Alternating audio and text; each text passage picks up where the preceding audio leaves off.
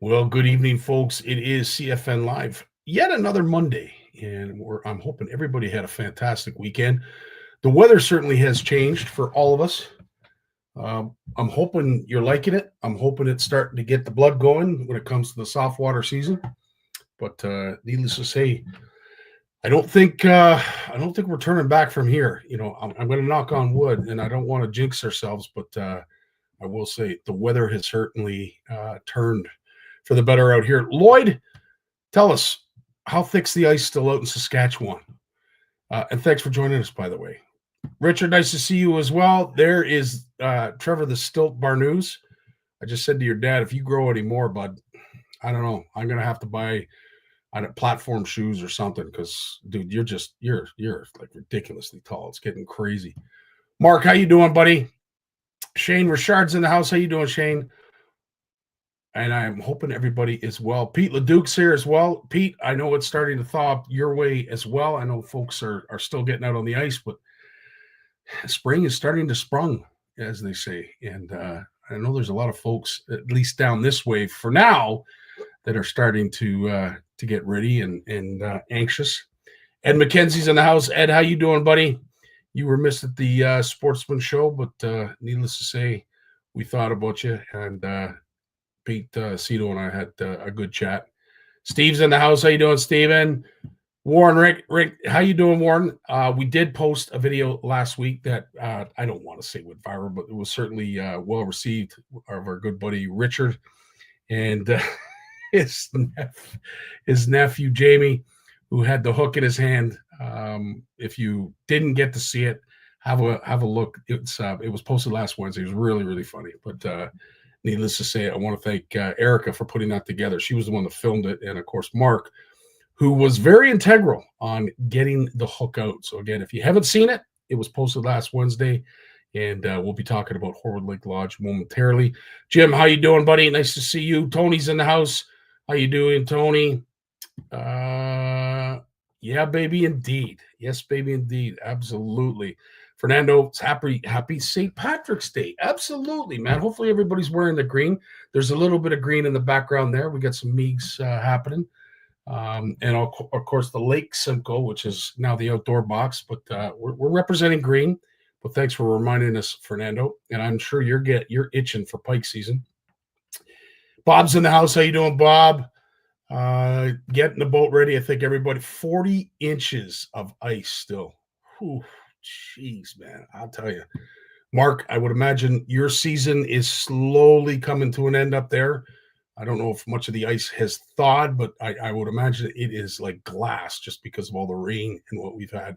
Perch Fest soon. Yes, absolutely. Richard. So this video we shared, and of course it got shared everywhere. Lisa Tadgel, I want to thank Lisa for all the effort she put forth to get it tagged, but 70% booked. Beautiful. That's music to my ears. Doris, greetings. I'm sure you're getting your culinary skills. Not that you have to, but I'm sure everybody, including myself, are looking forward to getting back up to Horwood for all the good eats. You were there Thursday. I should have reached out to you then. Not that I was there those days, but I heard Saturday was crazy. I know Jay's going to talk a lot about it in his segment. How you doing, Adrian? Nice to see you as well. Corey's in the house as always, and of course Mitch, some great photos that you're sharing. I'll tell you, hey, thanks so much, guys. It is Monday. It is CFN Live, and typically we do have a loyal following, but it's difficult, like with the time change, the sun's still out, the weather's getting nice. I know a lot of folks are probably going to be watching this after the fact. So I really appreciate those who are showing up now, because we don't want to feel like alone. We don't want to feel like we're alone, but needless to say, we're honored and so happy to have you. It is our 10th anniversary, as we mentioned. Our boy Richard is doing a wonderful job making sure that folks have their swag. And of course, there are posts all over the place about this hoodie. So I want to thank Richard for that. And we have now, it is official. The link is live for the jerseys. We were hoping to have Dan come on here with Walter to talk about it tonight. I fell asleep at the wheel. Well, let's just say we've been busy. So we're hoping to have them on next week, right at the end of CFN Live, to talk about all of the questions that you might have in regards to the jersey, in terms of customization, what it's going to look like, how do you pay, this, that, and everything else. But Dan has worked very, very hard to get this ready for you and for us and our community. So I want to thank, big shout out to Dan Coates for getting that ready. And of course, Walter, who has been honestly on the ball when it comes to this. And again, I dropped it tonight, but Dan couldn't obviously make it anyway. He's busy, but we are going to have him on next week to discuss any of your questions, any of your concerns, and answer all your questions. So look forward to that. Of course, we had the Sportsman show this past weekend. The next show coming up is, of course, the one and only CanCast. So let's hear a word from Kyle just for a second. Is back. And if you thought last year was big, you're gonna lose your mind when you see what we have in store for you this year. We've added over 30 new vendors, giving you more gear, more experiences, and more reasons to be excited. And the boatyard, it just got bigger, so now you can come and check out the latest boats, kayaks, and cutting-edge fishing technology. And to top it off, the tackle swap is more than doubled in size, and it's gonna be here, here, here, and here. No matter if you're a serious tournament angler or a weekend warrior that just loves to fish at the cottage, you won't want to miss this event. So come down and take it all in on March 30th at the Peterborough Memorial Center. And don't forget, kids under 12 are free. Get your tickets now at cancast.show. So that's coming up in almost 2 weeks, but needless to say, that is the next show coming up, March 30th. Looking forward to that, as we always do. CanCast is always a great show, and I tell you, it does represent just a tad more of the grassroots, some of the local talent, some of the made in Canada vendors that there are. This speaks to all anglers and basically, I would say all pastimes. No matter what your poison is, no matter what your brand, your go-to rod, reel, lure, it's all going to be there under one roof, and we're looking forward to it. It is going to be an awesome show. Right after that, if you haven't heard, this has become a bit of a movement. We're very proud, Brad and I, in regards to what has happened with the Made in Canada Tackle Show and Marketplace. And I will say our venue at Kitchener, if I am correct in saying this, we literally have no room left for vendors. We will make room if need be, but as it is right now, from a vendor's perspective, this show on April 12th is sold out to vendors. Again, it is a smaller show than, say, CanCast or the Spring Fishing and Boat Show, and much smaller than the Toronto Sportsman Show. But needless to say, it does provide a venue for the Made in Canada vendors and those incredible tackle producers that are either making it in their basement, garage, or in their shed. They're doing some great work, but they just don't have the ability to get to some of these shows. We are trying to give them that platform through the Made in Canada Tackle Show and Marketplace platform. And I tell you, I'm so proud to be a part of it, because we're hearing some fantastic feedback. Some of the other upcoming events, as mentioned, Horwood Lake Lodge. It's August 10th to the 16th. We would love to see you there. This has been shared time and time again. And I want to thank Warren, Horwood Lake, all the followers of Horwood Lake Lodge, and of course CFN for making this so out there, because it certainly has in the last week gotten the rounds on all of the news feeds. But again, we're 70% full, which means we still have room. So that means reach out to Warren and Doris. If you haven't already booked, get yourself booked, and we would love to see you up there at Horwood. It's going to be yet another great event. It is Monster Monday. And it wouldn't be a Monster Monday without mentioning the great folks at Camp McIntosh, which is retreat number 2. It is OFC Nation. Of course, this is what is entailed. That is the date, September 24th to the 28th, $820 per angler. I want to say we're probably at about 40% booked right now, but needless to say, there's still lots of room left. And if you are interested, we would love to see you there. And what would be Monday without a Macintosh Minute? Let's have a look at what you could enjoy if you join us at Camp Macintosh.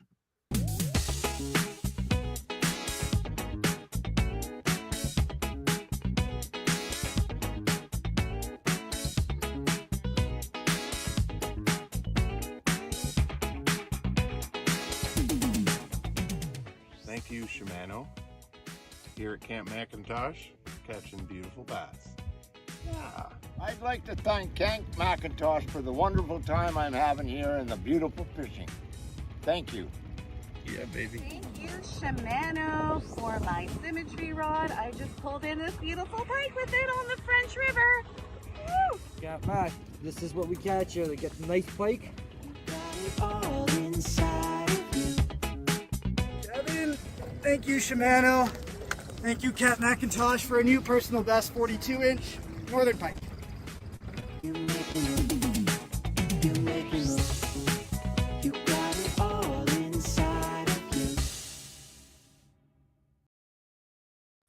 So there it is. That's all the information you need to know to get a hold of Andre and Tracy up at Camp Mac, who are currently awaiting your call. As I said, we're probably about 30 to 40% booked right now, so that means we still got spots available.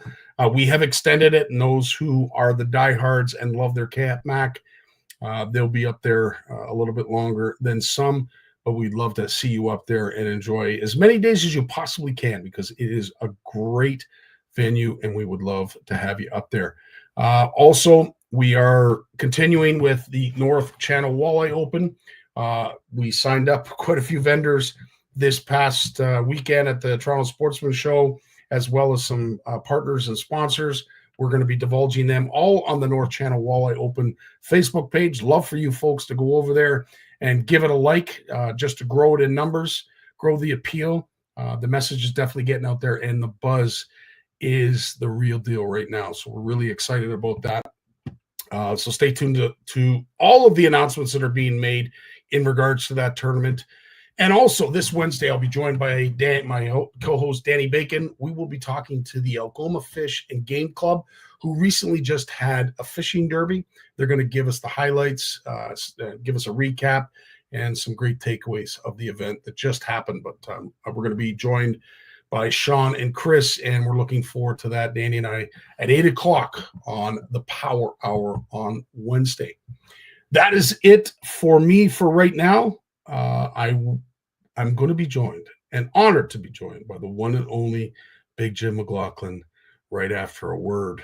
Well, it's his intro. It's not even a sponsor. It's just a great, great intro. Jim's going to be up right after this. When he was born, he tried to reel in the umbilical cord. Bass named him as their personal best. His power pole came with a stripper.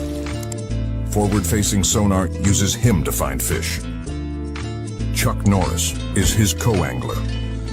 He is the most interesting fisherman in the world. Stay fishing, my friends. Stay fishing indeed. And if you could, spend a little bit of time with this man so that you learn a few things, because I certainly have done so over the years myself. Jim, how you doing, my friend? I'm alive, buddy. Boy, that's one way to look at it, I'll tell you. And Toronto Sportsman Show, you've been to many of those in the past. It was different not seeing you there. Needless to say, you missed a lot of your fans. You were. I know I got a lot of messages. I got so many notes from people saying, "Hey, where are you? I can't find you." Yeah. So it's what it is. It was a great show, and although you were not there, you were there in mind and spirit with a lot of your fans. 27 years in a row, Scotty. Incredible, man. Incredible. What a streak. Hard to beat some of these streaks, man. I'll tell you. And I'll tell you, you remind me a little bit of Wayne Gretzky, and I can't imagine what's going through his head as Ovechkin is starting to get closer and closer to his record. But, your records, I don't think will ever be broken. The amount of time you've had with Shimano, the amount of shows you've been to, how many years you've been in the industry, this, that, and everything else, you have set the bar extremely high for others to follow. Yeah, I just got to keep. I just have to stay alive, and I consult them once and for all. What's up, Tony? Well put. Jim, obviously, the big buzz right now that the Toronto Sportsman Show is over is, of course, what's upcoming down in some of the waters in Texas, namely the Bassmaster Classic, and of course, some Little folks Derby? the Little Derby. Some folks have already been doing some pre-fishing, but wild weather, to say the least. And again, I know you've probably fished and had to fish in all kinds of weather, but when back in the day when you saw weather like this, did you get excited? Did it get the blood going? Well, yeah, but see, now they got 22-foot boats with 250s and 300s and stuff, and they have seats that aren't like 6 inches of foam glued to a half-inch sheet of plywood. Yeah. They've got easy ride seats and all kinds of stuff like that. So it's it's what we did back then. I mean, I've told you the story about coming back and my back being stuck to the seat with the blood dried.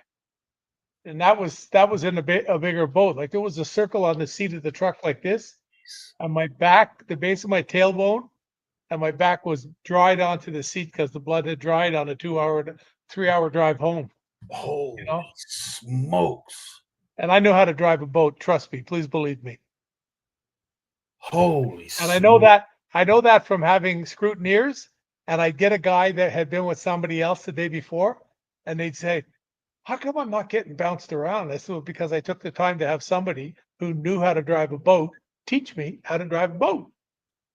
And it makes huge difference in the boats. I can't honestly say you've ever shared that story with me. I think this is the first time hearing that, but holy! Oh yeah, no, it was like wicked. Like I was an hour and probably just like an hour and 56, an hour and 58 minutes driving the boat nonstop. Never came off the wheel. It was just absolutely nuts. Absolutely nuts. Something that would have taken me probably 50 minutes, 45, 50 minutes with much calmer water. Incredible. But see, that's like we've talked about before, Scotty. People think they're in 6-foot waves. Yep. And they're in 2-foot waves. True enough. I saw waves like that once in my life in Lake Ontario, and that was enough. Yeah. That was enough. Like, guys tell me, "Oh, I was out in 8-foot waves." "Oh, where did you put the boat in?" "Well, I went back to the launch." "No, you didn't." And you obviously saw some of the videos of them trying to, take the boat up the ramp that was crazy. Yeah. Wow. I never saw anything like that. Now, mind you, I also had instances where I went elsewhere Right. to take the boat out. Right. I'd let whoever I was with on the shore, and they'd take a taxi and get the boat. We did that in Georgian Bay once. So I went for a 25-minute boat ride back across out in front of Midland. Right. And we took the boat out below Port Severn because all the waves come. It was just ridiculous everywhere you wanted to go. It was a snake show. There was guys busting their boats. There was guys put their boats down on the rails at the side, like punched holes through their hulls because the wind, go down on them, stuff like that. Just you might have had to go out and kick yourself in the butt for another half an hour going around to the next bay or something. But it's what you do. Everybody has their choice at what they do, and it's Yeah, those and I'll waves tell you, are incredible. Ed certainly shared his feelings and cringed when he saw some of the video, as well as your story. But there's a man that spent a lot of time on some rough water, and Corey brings up Concept when you're in a bass boat, the difference. Yeah, Like I've been out in bigger boats in some pretty shaky water. Yeah, and it's one thing, but when you're in a bass boat and you look around and you're 2 miles from shore, and all of a sudden you can't see shore because you're down in the trough. Jeez.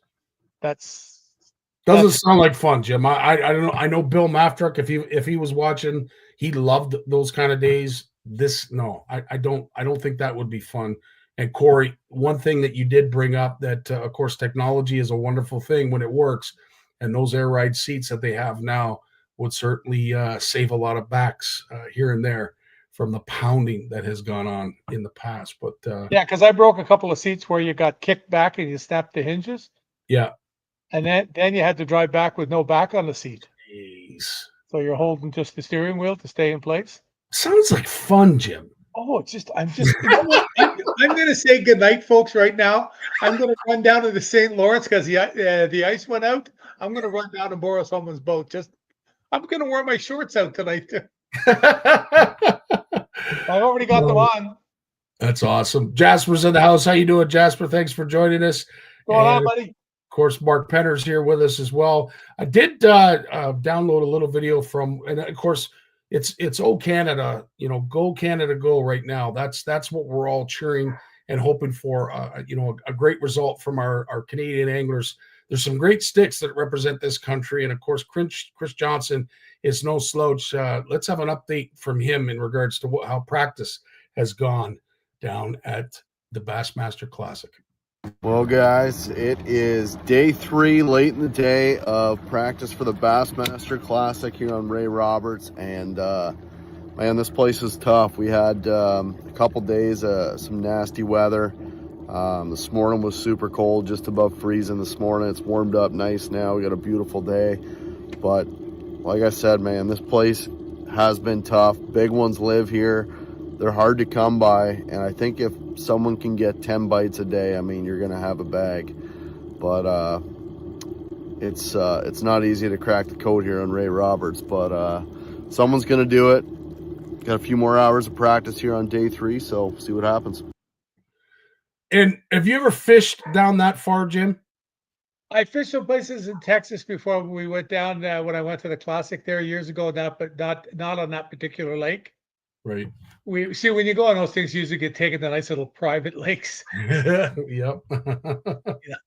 I mean, having said that, of course, we talked about it last week and the week before about how Texas is basically breeding big fish, and everything's big in Texas, as our good buddy Gussie showed us. And I don't know if he was actually practicing on the lake that the Classic is, but he recently hauled in this donkey, and we shared it this morning as a Monster Monday feature. But what a fish he caught.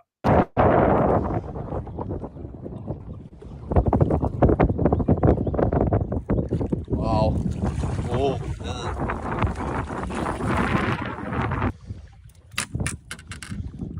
Yes, Whoa. That's a 10-pounder.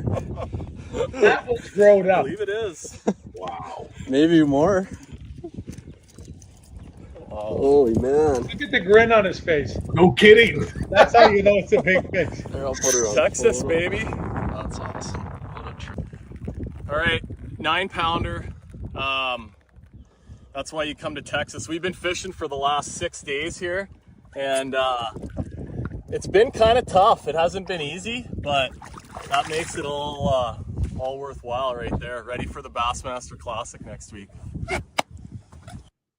Right on. Well, I'll tell you, we are really cheering for the Canadians. And Yeah, he's done not that bad there, right? you could tell. You know what reminds me, Jim, of that Bassmaster Classic a few years back that we attended, where there was a certain sense of confidence. He had it then, and I'd like to say he has it now. Well, I talked to him once, and he was pretty happy. Mm-hmm. He was pretty happy, not jumping off the roof. Like when we were sitting in that room when I got my award down there, Yep. and he walked in and apologized for being late. Yep. And the grin on his face, his soles were about this far off the ground that he was trying to contain himself, right? Because he knew what was there. I only had that once, and it came true. It was my second Classic, eh? 100%. My wife, the only time she said you were ever going to win a tournament, she said, "Jesus, you picked the right one to do it at." Yeah. Hey, it's really funny. This week, Scottie that's taken off. I got 2 phone calls from guys this week asking me to do something. I got to come up with a slogan. You remember the slogan with I think it was with hot sauce, where the old lady would say, "I use that shit on everything." Yeah. Was it Tabasco or it was something? It was something like that. It was Frank's Red Hot. Frank's Red Hot, yeah, which I love. Mhm. But she was doing that. So I've had people asking me. So I make fluff, obviously. I made a pile of treble hooks and fluff this winter, like probably 250 for guys. So in the last week, I've had probably a dozen people ask me about if I can do drop shot hooks for them. So I got my trusty box here, the OCD box, eh? Okay, yeah. So this is nothing new for me. I've done a lot of this, but the number of people that I have had call, and then I had a guy today get in touch with me, and he says to me, "If I get some hooks, can you bring them to can cast? Can you tie some fluff on them?" So I get a note from him this afternoon that he's left them with Michael there. He went in and he bought 10 packs of BKK drop shot hooks. These little dudes here. Yeah. And he wants me to tie marabou on. And Okay. I have another guy from down in Cornwall whom I made some for Rob at Tight Lines last year. And they put them in a store and they all sold out in about a week. Guys use them. So everybody down there has been using them. They've been calling me to get them. I haven't talked about it much. It's been around for a few years, but this is just really, really something that's amazing. And you know what, we've talked about the BKK hooks a lot, and I'll tell you, tying fluff onto a little drop shot hook instead of having a plastic bait on it or something. And I know other guys that are putting minute plastic baits on the back, like put something that's like 2 3/4 inches, just barely comes out the back of the marabou. You know, they hook it on so it gets all hidden up in the marabou, and it's really, really cool. But you know, for a guy to go in and buy 10, what is there, 5 or 6 in a box? Yeah, there's 6. So there's 60 hooks that he's going to use. So you know, it's just a really, really cool thing. And he's a guy that already bought the box. Wow. And he went and bought the extra hooks. Now he just wants them all done with that. But that's that would make 5 in the last like 6-7 days I've had people call. And they're not attached to each other. It's not like one guy doing it and saying, "Oh yeah, get the big Jim, he'll do it for you." You know, it's not that type of thing. They're all looking for something just a little bit different to do. Yeah. Last fall, I have a buddy down there, and he's on the other side. He lives over by Cape Vincent. And I sent him over an envelope with about 10 of them in a day. And in the fall, when it got tough, he told me, he said, "I couldn't believe it. It was the only thing." He said, "I was fishing," Jim, he says, "I was fishing with live bait on a drop shot hook with the smallmouth, with little dace, 2.5, 3-inch dace, and they wouldn't touch it. They wouldn't touch it. They'd come right up to it," he said, "on the live scope." And then he said, "I put the one with the fluff down, just that little bit of black hair, just moving around. You can see my hands are." Come on, really? It outfished live bait. Yeah. Wow. That's impressive. Yes, you can do a lot more with hair on the hook than you can with bait. Just like rip jigging in the coarthas. Yep. You know, you can't rip jig a minnow. You know, it's that is for you sure. gotta have lots of minnows. Is there a time of year, is there a season that the hair works best in, or is it great all year round? You know, Scotty, there used to be all kinds of fallacies like that about that stuff, but when you see the guys now all year round, they don't listen to that stuff anymore. They play to their strengths, and I have not seen a time of the year when fluff will not work. I have not seen a time when it won't. Like it's just one of those things. It's you know, when the Lindners brought that to Lake of the Woods and Rainy Lake, and then Gussie got it, and then the Johnsons got it, and the rest is history. Yeah. It's something that definitely it has a place in everybody's tackle box, and there's so many more applications. Like I put that shit on anything. It's just, you tie it onto it and it goes, eh? Yeah, Richard, you're right. It probably would do very, very well. I think like a black and yellow, or maybe just black. What would you, in tea stain water, Jim? What would you recommend if you were going to tie one of those drop shot flies? I still stick with black. Yeah. You know, it's black just shows up. It's silhouettes. It does a whole bunch of things that colors don't do. And I think I told you a long time ago, you know, I asked Ricky Clun when I was a young kid sitting on the dock down here in Alex Bay on the St. Lawrence, and I asked him why he didn't have any fire tails and stuff like that. And he said, "Because I don't want to give the fish a negative cue." Right. He said if it's single colors was the deal. And, you know, today single colors with a little bit of flake is still the deal in a lot of the plastic. But, you know, I've seen days, I know in the St. Lawrence, if you're down 35, 40 feet, it doesn't hurt to have a a speed craw that you took the tips and put them in the chartreuse dye, it adds a little bit of, because you're getting down where the light's getting stingy, and it's it's plus it's on the bottom, so it's probably a little bit easier for them to see. But the way they talk about the way colors wash out too, Yeah, no, true enough. It's kind of, we were talking about colors the other day at the Belleville show, and Sean gets on his phone and he shows me a picture and he says, "Look at that!" And he had a color selector. He said he found it in his garage and he was trying to sell it. I'll tell you, that man, I made the reference that he's the Energizer Bunny of angling and the industry. That boy's been busy. I don't think there's a show that he's missed, to be quite honest with you. He's addicted to being there. Him and I had to talk about this about, he's telling me all the time he's, was really tired when he was in Belleville. He was licked. I got pictures of him sitting in the booth at the back of the booth, sound asleep, snoring. He's just licked. He's not a young kid anymore. He's got to learn that. No, true enough. Now we've talked about fluff. Obviously, these bass that they're going to be targeting in Texas, I would almost say that they're pre-spawn, or do you think they'd be spawning this time of year, Jim? I think they'll be everything. Okay. I'm not sure, but I'm pretty sure. I know it does happen at this time of the year there. There's no doubt about that. What would be the most effective, in your opinion, if they were pitching, say, spinner baits? Would they be pitching twitch baits, search baits?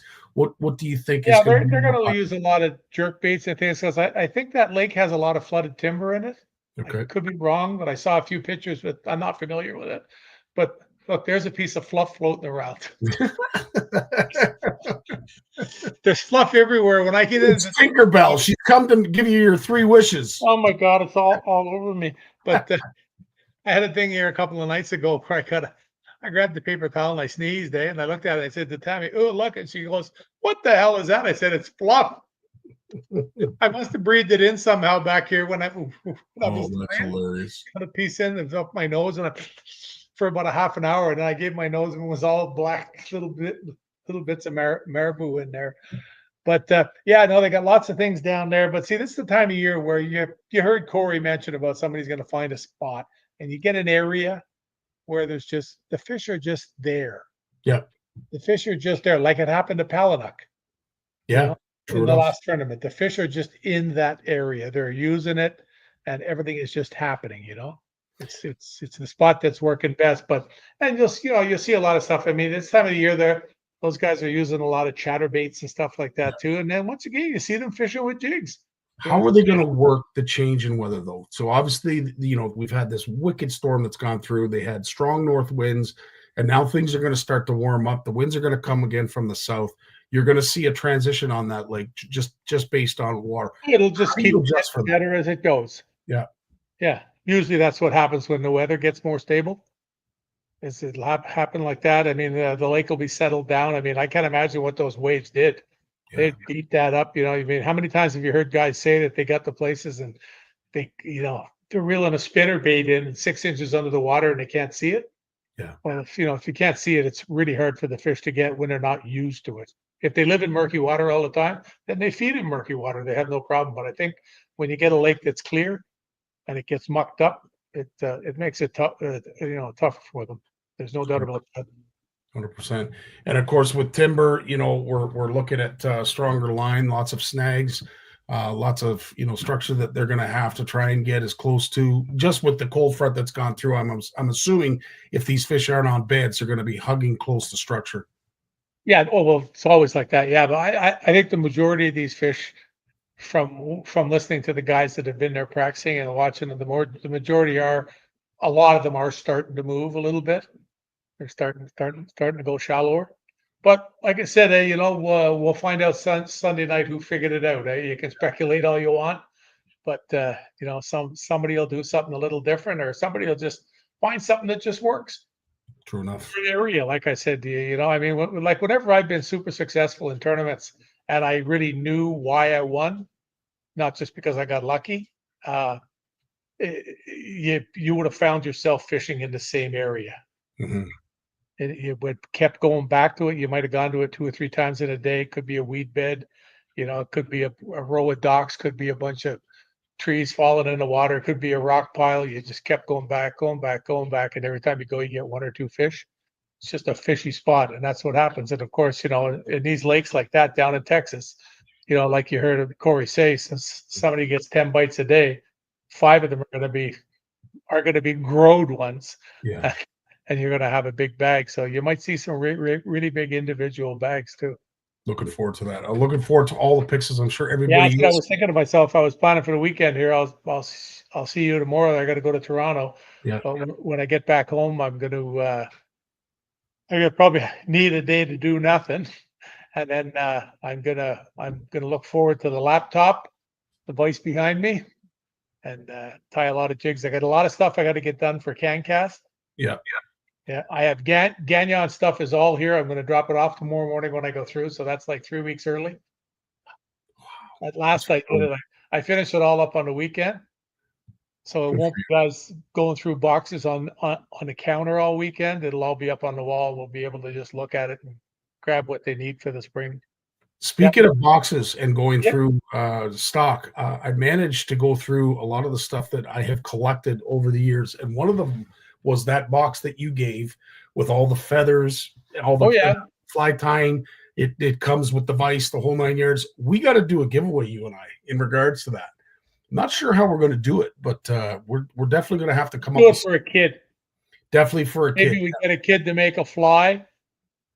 Send in a picture of a fly you tied. No cheating, but send in a picture of a fly that you tied, so you didn't get Grandpa to do it for you, who's made 7 million. Because it's quite an extensive box of stuff. Yeah, there's a lot of stuff. Yeah. Anybody who's an aspiring fly tyer, as I said, if you have taught your kids or you are teaching your grandkids, neighbors, what have you, as Jim said, we will make a post because whoever the winner is, you are going to get a lifetime supply of a lot of stuff that you need. There's a lot of stuff in there, I'll tell you. I think there's even a book, wasn't there? I didn't see the book. I didn't see the book. I'm gonna look. Maybe it's out in the garage. I thought there was a book. Yeah. I couldn't get over all the stuff, the cork, all the thread. It's quite extensive. Before we let you go, I downloaded a video, and I couldn't think of anybody better to judge this, whether it is fact or fiction. Tell me what you think, Jim. Is this real? Or you might not like me.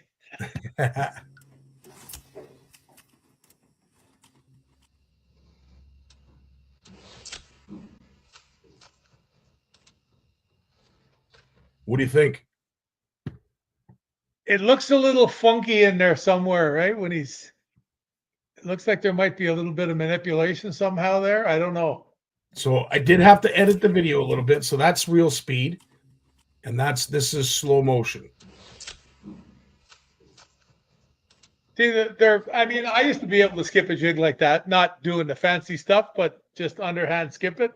I do it from 30, 35 feet away and hit the water 4 or 5 times and just slide under a dock or under a tree or something.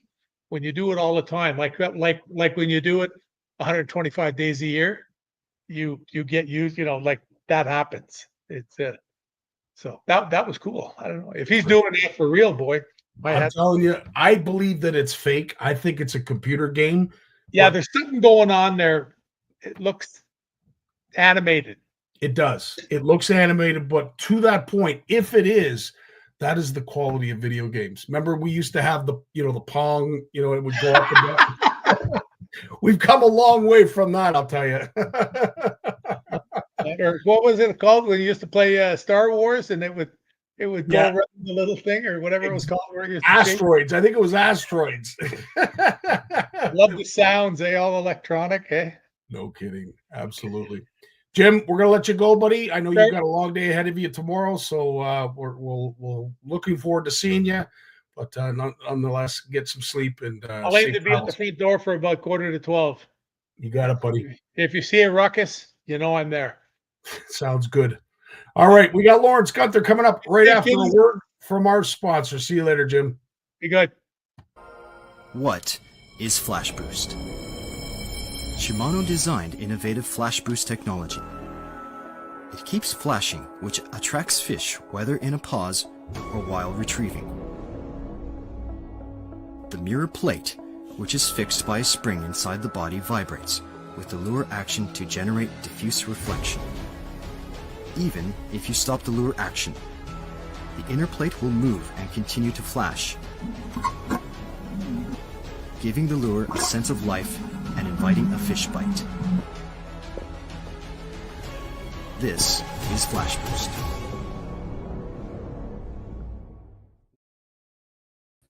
And this is Lawrence Gunther. How you doing, Lawrence? Good, buddy. How are you? Oh, I'm telling you, just as Jim said, you know, it is show season, and we are neck deep in it right now. We just after the Sportsman show. I think that's kind of like the hump, if you will. We're coming back down the hill, and we are on the home stretch, to say the least. But it was a great show, very well attended. I know Jay and I are going to be talking about it in his segment in a lot more detail. But needless to say, I think with everything that's going on in the world, tariffs and all the scuttlebutt that is associated with that, it was refreshing to see that things are still alive and well in the outdoor world, and that folks are still looking to get outdoors and enjoy themselves. So that was a big plus for me this weekend. So no panic buying. People worried that the price is going to jacked up at any point in the next, day or month or whatever. If tariffs and counter tariffs are slapped back and forth. I mean, that's my fear, is that, what's inside Canada's borders now, as you can't tax that stuff. It's already here. But anything that's, sent from China to the United States might get taxed, with those taxes the United States announced on China. And then anything coming from, then if that same thing is shipped from the United States into Canada, it could get taxed again. So there is some real legitimate concerns about, prices going crazy. Well, I think that is the general theme. I don't know if that spawned people to buy. I know purchases were good. I know a lot of vendors said some great things about the success that they had at the show. So that, again, is very refreshing. And to your point, if it in fact is that reason, I think at this point, why ask why? Because just rake it in, rake it in while you can. But for me, it was just nice to see that with all of this going on, and of course, all of the confusion and uncertainty, pardon me, that things are still alive and well. And regardless of what happens in the future, because no one knows, no one has a clue what's going to happen. All we can tell for certain is that things are going to go up regardless. I don't think they're ever going to come back down. What do you think? Well, go up and maybe become a little bit harder to find, right? Think about COVID, when everyone said, "Hey, you know what? I'm going fishing," and the shelves were picked bare, and stock dwindled almost nothing, and prices no one was putting anything on sale. People were getting what they were asking for their boats, for their whatever they were selling that had to do with fishing or camping, and I'm not saying that's going to happen again, but no one saw that coming either, right? So, I'd say be careful. Just be careful. I mean, yeah, you can say to your partner, your spouse, you know what? If I don't get this now, I'm never going to be able to get this, and that may be just that little nudge you need to get your partner, spouse's, approval for making that purchase you've been talking about and dreaming about for the last 5-10 years or whatever. So yeah, maybe that's all it is. But to go and pay, like what we saw in COVID, where people were paying above MSRP for things, and it just gets a little panicky, right? And then you got to really ask yourself, do I really need this? No, and that's the thing. And I think, when it comes to big purchases, that might be, sort of the first things that's on the chopping block. I don't foresee folks making that splurge to buy that new boat, or maybe upgrading engines, maybe the electronics. That still has some life in it. But yeah, the big ticket sales, that might be on a downward swing. But when it comes to baits, when it comes to plastic jigs and terminal tackle, we're always going to need that. So if that inches up a little bit in price, I don't think it's going to really change much. But I would have to say that the big ticket items are going to take an arse kicking, as they say. Yeah. I mean, look, they already announced today that house sales dropped 10%, in Canada. People are just worried, right? I mean, the mortgage rates are coming down, but they think, well, so could my salary if who knows, right? So people are worried a little bit. Yeah, for sure. Yeah, and I would say, based on some of the sales that we were seeing, it was exactly as I mentioned. You know, there were still people walking out with lots of rods, lots of reels, but the bags were smaller in size. They were still stuffed to the rim, but they were smaller in size, which means that, you know, the intricate vendors like the big Jims of the world that are tying jigs, making plastics. I ran into our boys at Impact Baits, and they said they did well. The Great Canadian Outdoor Store, they did well. There was a lot of folks that, as I said, when it comes to bait specific vendors, there was no complaints. I think everybody did very, very well at the show. But the nice thing was it was well attended. Yeah. You know, from Thursday all the way to Sunday, there was a steady crowd. Folks were very appreciative to see the effort that was put into the show this year. They really had some great features going on there, some great sort of areas of interest. You know, I really wanted to go down and see that off-grid, you know, area they had, you know, because, you know, we're setting up that off-grid Bluefish Exploration Center, and I'm sure I could have learned a few things and almost had everyone, you know, I was all last week, I was recruiting people to go, and but you know, I didn't want to be there on Saturday because Saturday is just so busy, and you don't get to talk to anyone on Saturday. You just, you know, make your buy and get out of the way, you know. Well, and that was the thing for me. You know, when it came to that, as much as I would have loved there to be there on Saturday just to show support. At the end of the day, to your point, you know, it was wall to wall people. And you know, it's great for the vendors. Mm-hmm. You know, they love that. They love to see people ram, but they're not chatting. Chatting. If you're going down there to talk to people, forget it. Saturday's not the day for that. So I picked obviously Friday after work. I went down, and then again on Sunday at around noon. The weather, as you had to endure it as well, was absolutely wicked. And you would have to revolve around the show about 2 or 3 times before you get a parking spot close to the front door, because otherwise you were going to be soaked by the time you got to the nothing like bad weather to get people indoors. You know, that's every event participant who exhibits at these shows. The worst thing in the spring is if it's a sunny, warm day and people are just, I don't want to go inside. Let's look at this beautiful day. Let's do something outside. And then, oh, shoot, you know, any plans you might have had to go take the family to the show, just go down the drain. How do you argue with that, right? 100%. Oh, and Yeah. I will say, one thing that's the one thing, the one theme of all these shows that we've had here in Ontario is it's all about the weather. You know, at the Spring Fishing and Boat Show, we had the 2 historic snowstorms that came through, and then of course this. And I will say, if you were going to choose as a host of either one of these shows, they'll take rain any day before what Andy put up with.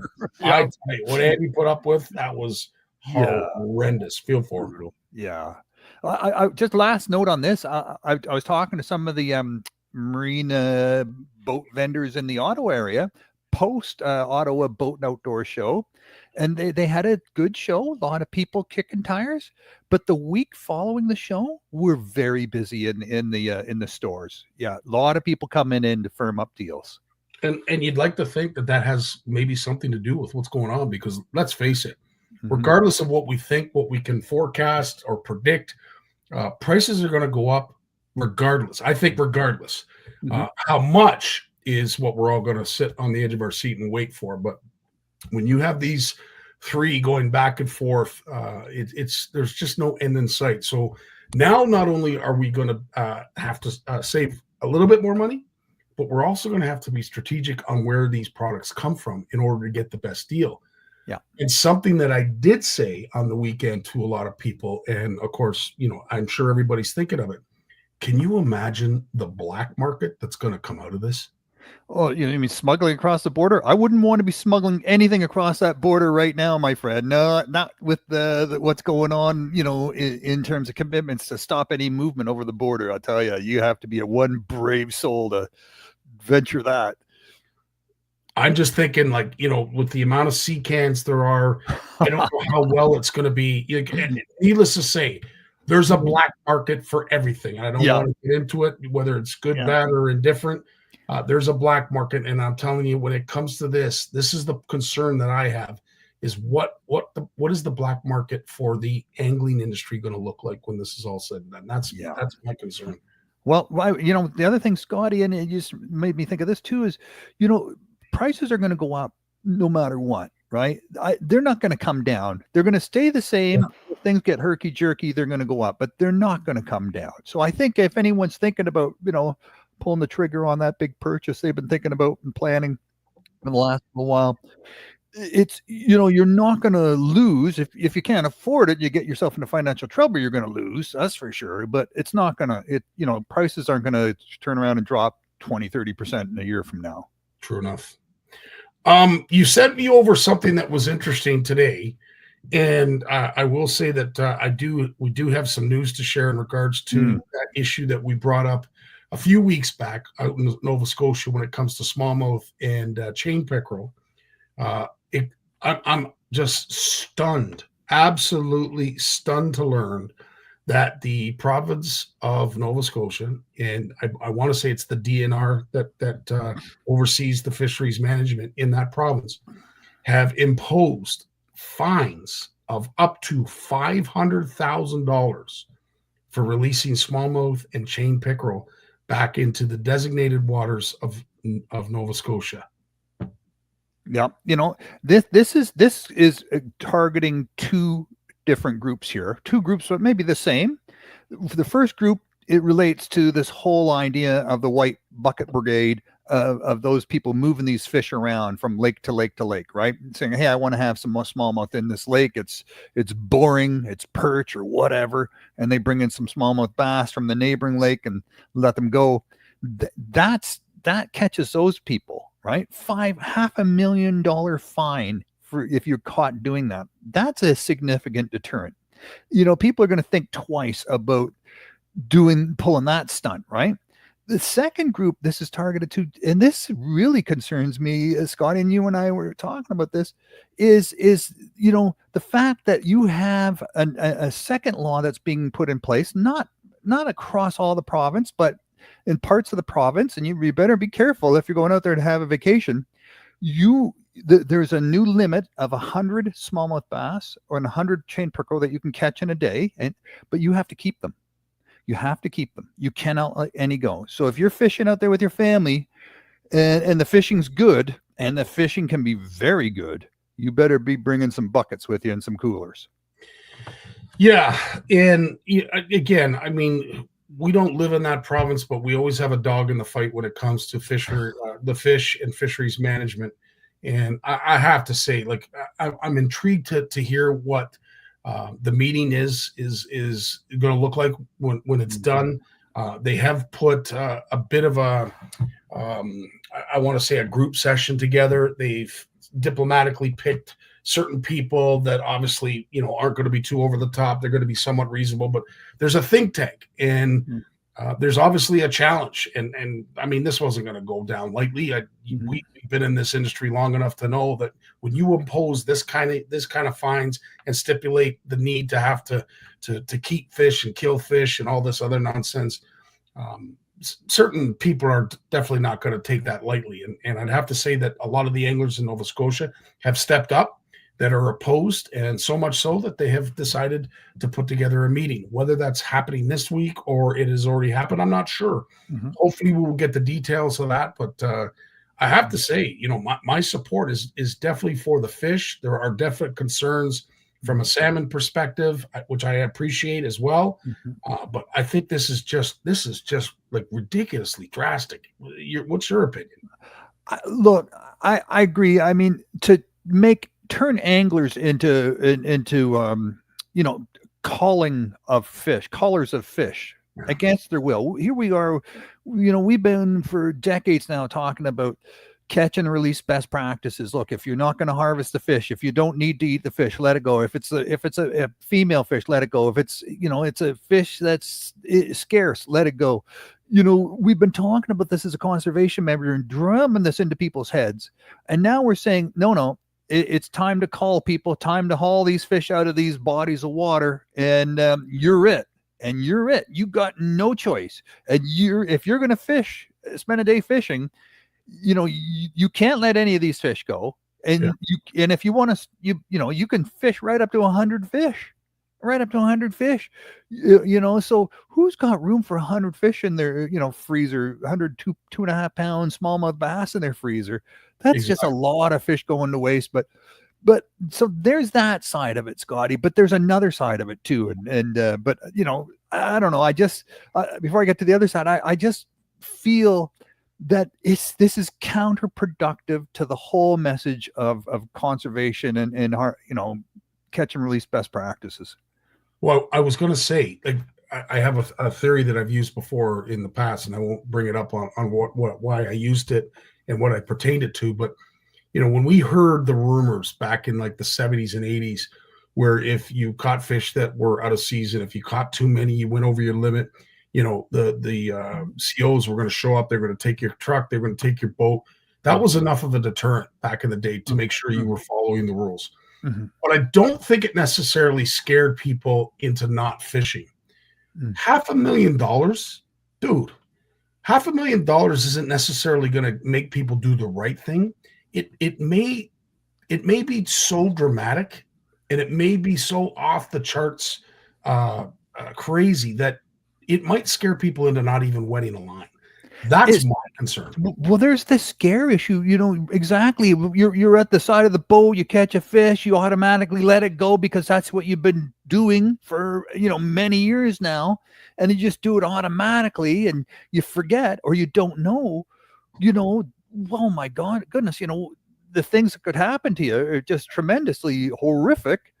And then maybe there's maybe there's people that just don't want to be forced into doing that. And they're just going to say, you know what, forget it.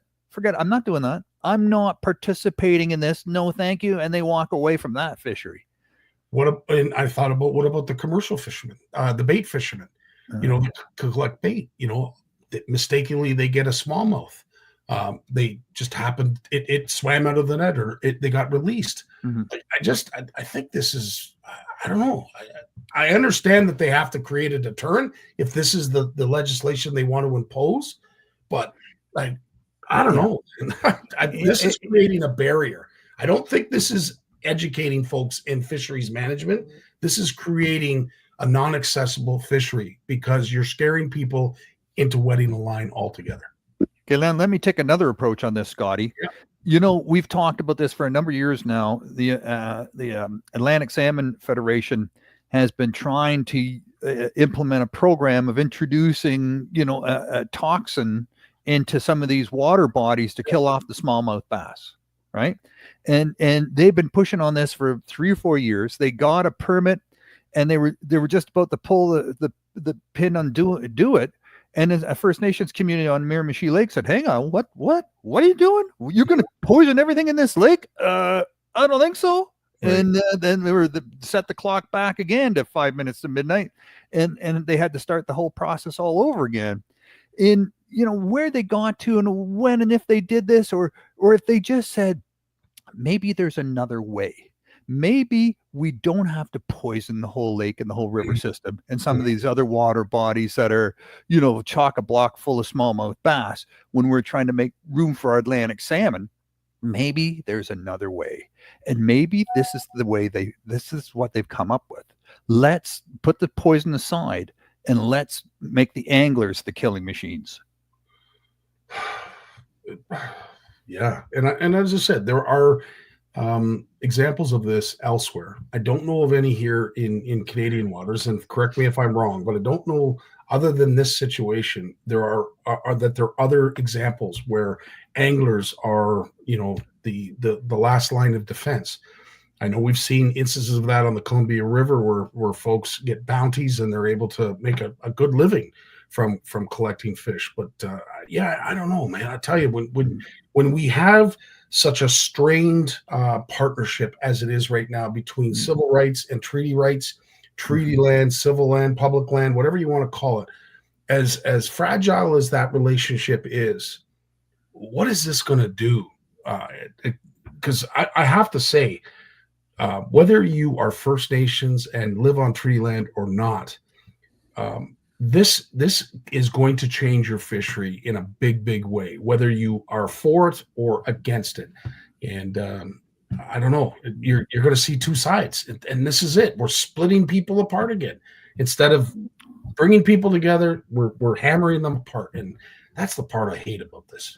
Well, and there's some First Nations, conservationists, scientists who believe that the best way to, manage fishing pressure is you catch and keep everything you catch, and then when you got what you need, you stop fishing. So there's no incidental kill of fish being returned and some incidental, mortality as a result of that, and there's no harm done to the fish, the potential harm of fish being released after being damaged with hook wounds and so forth. There's First Nations communities, some First Nation communities that say, we don't play with our food. You catch it, you eat it. Yep. And then when you have enough, you stop. So is this sort of a green light on that? And it's saying, hey, yeah, do that.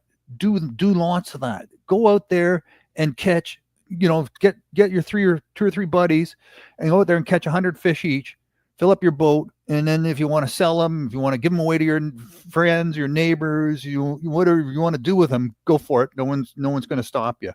And I think that's going to maybe drive a wedge as well between First Nations community and the angling community as well, right? Because this is not something the angling community, like I said before, this is something we've been telling the angling community.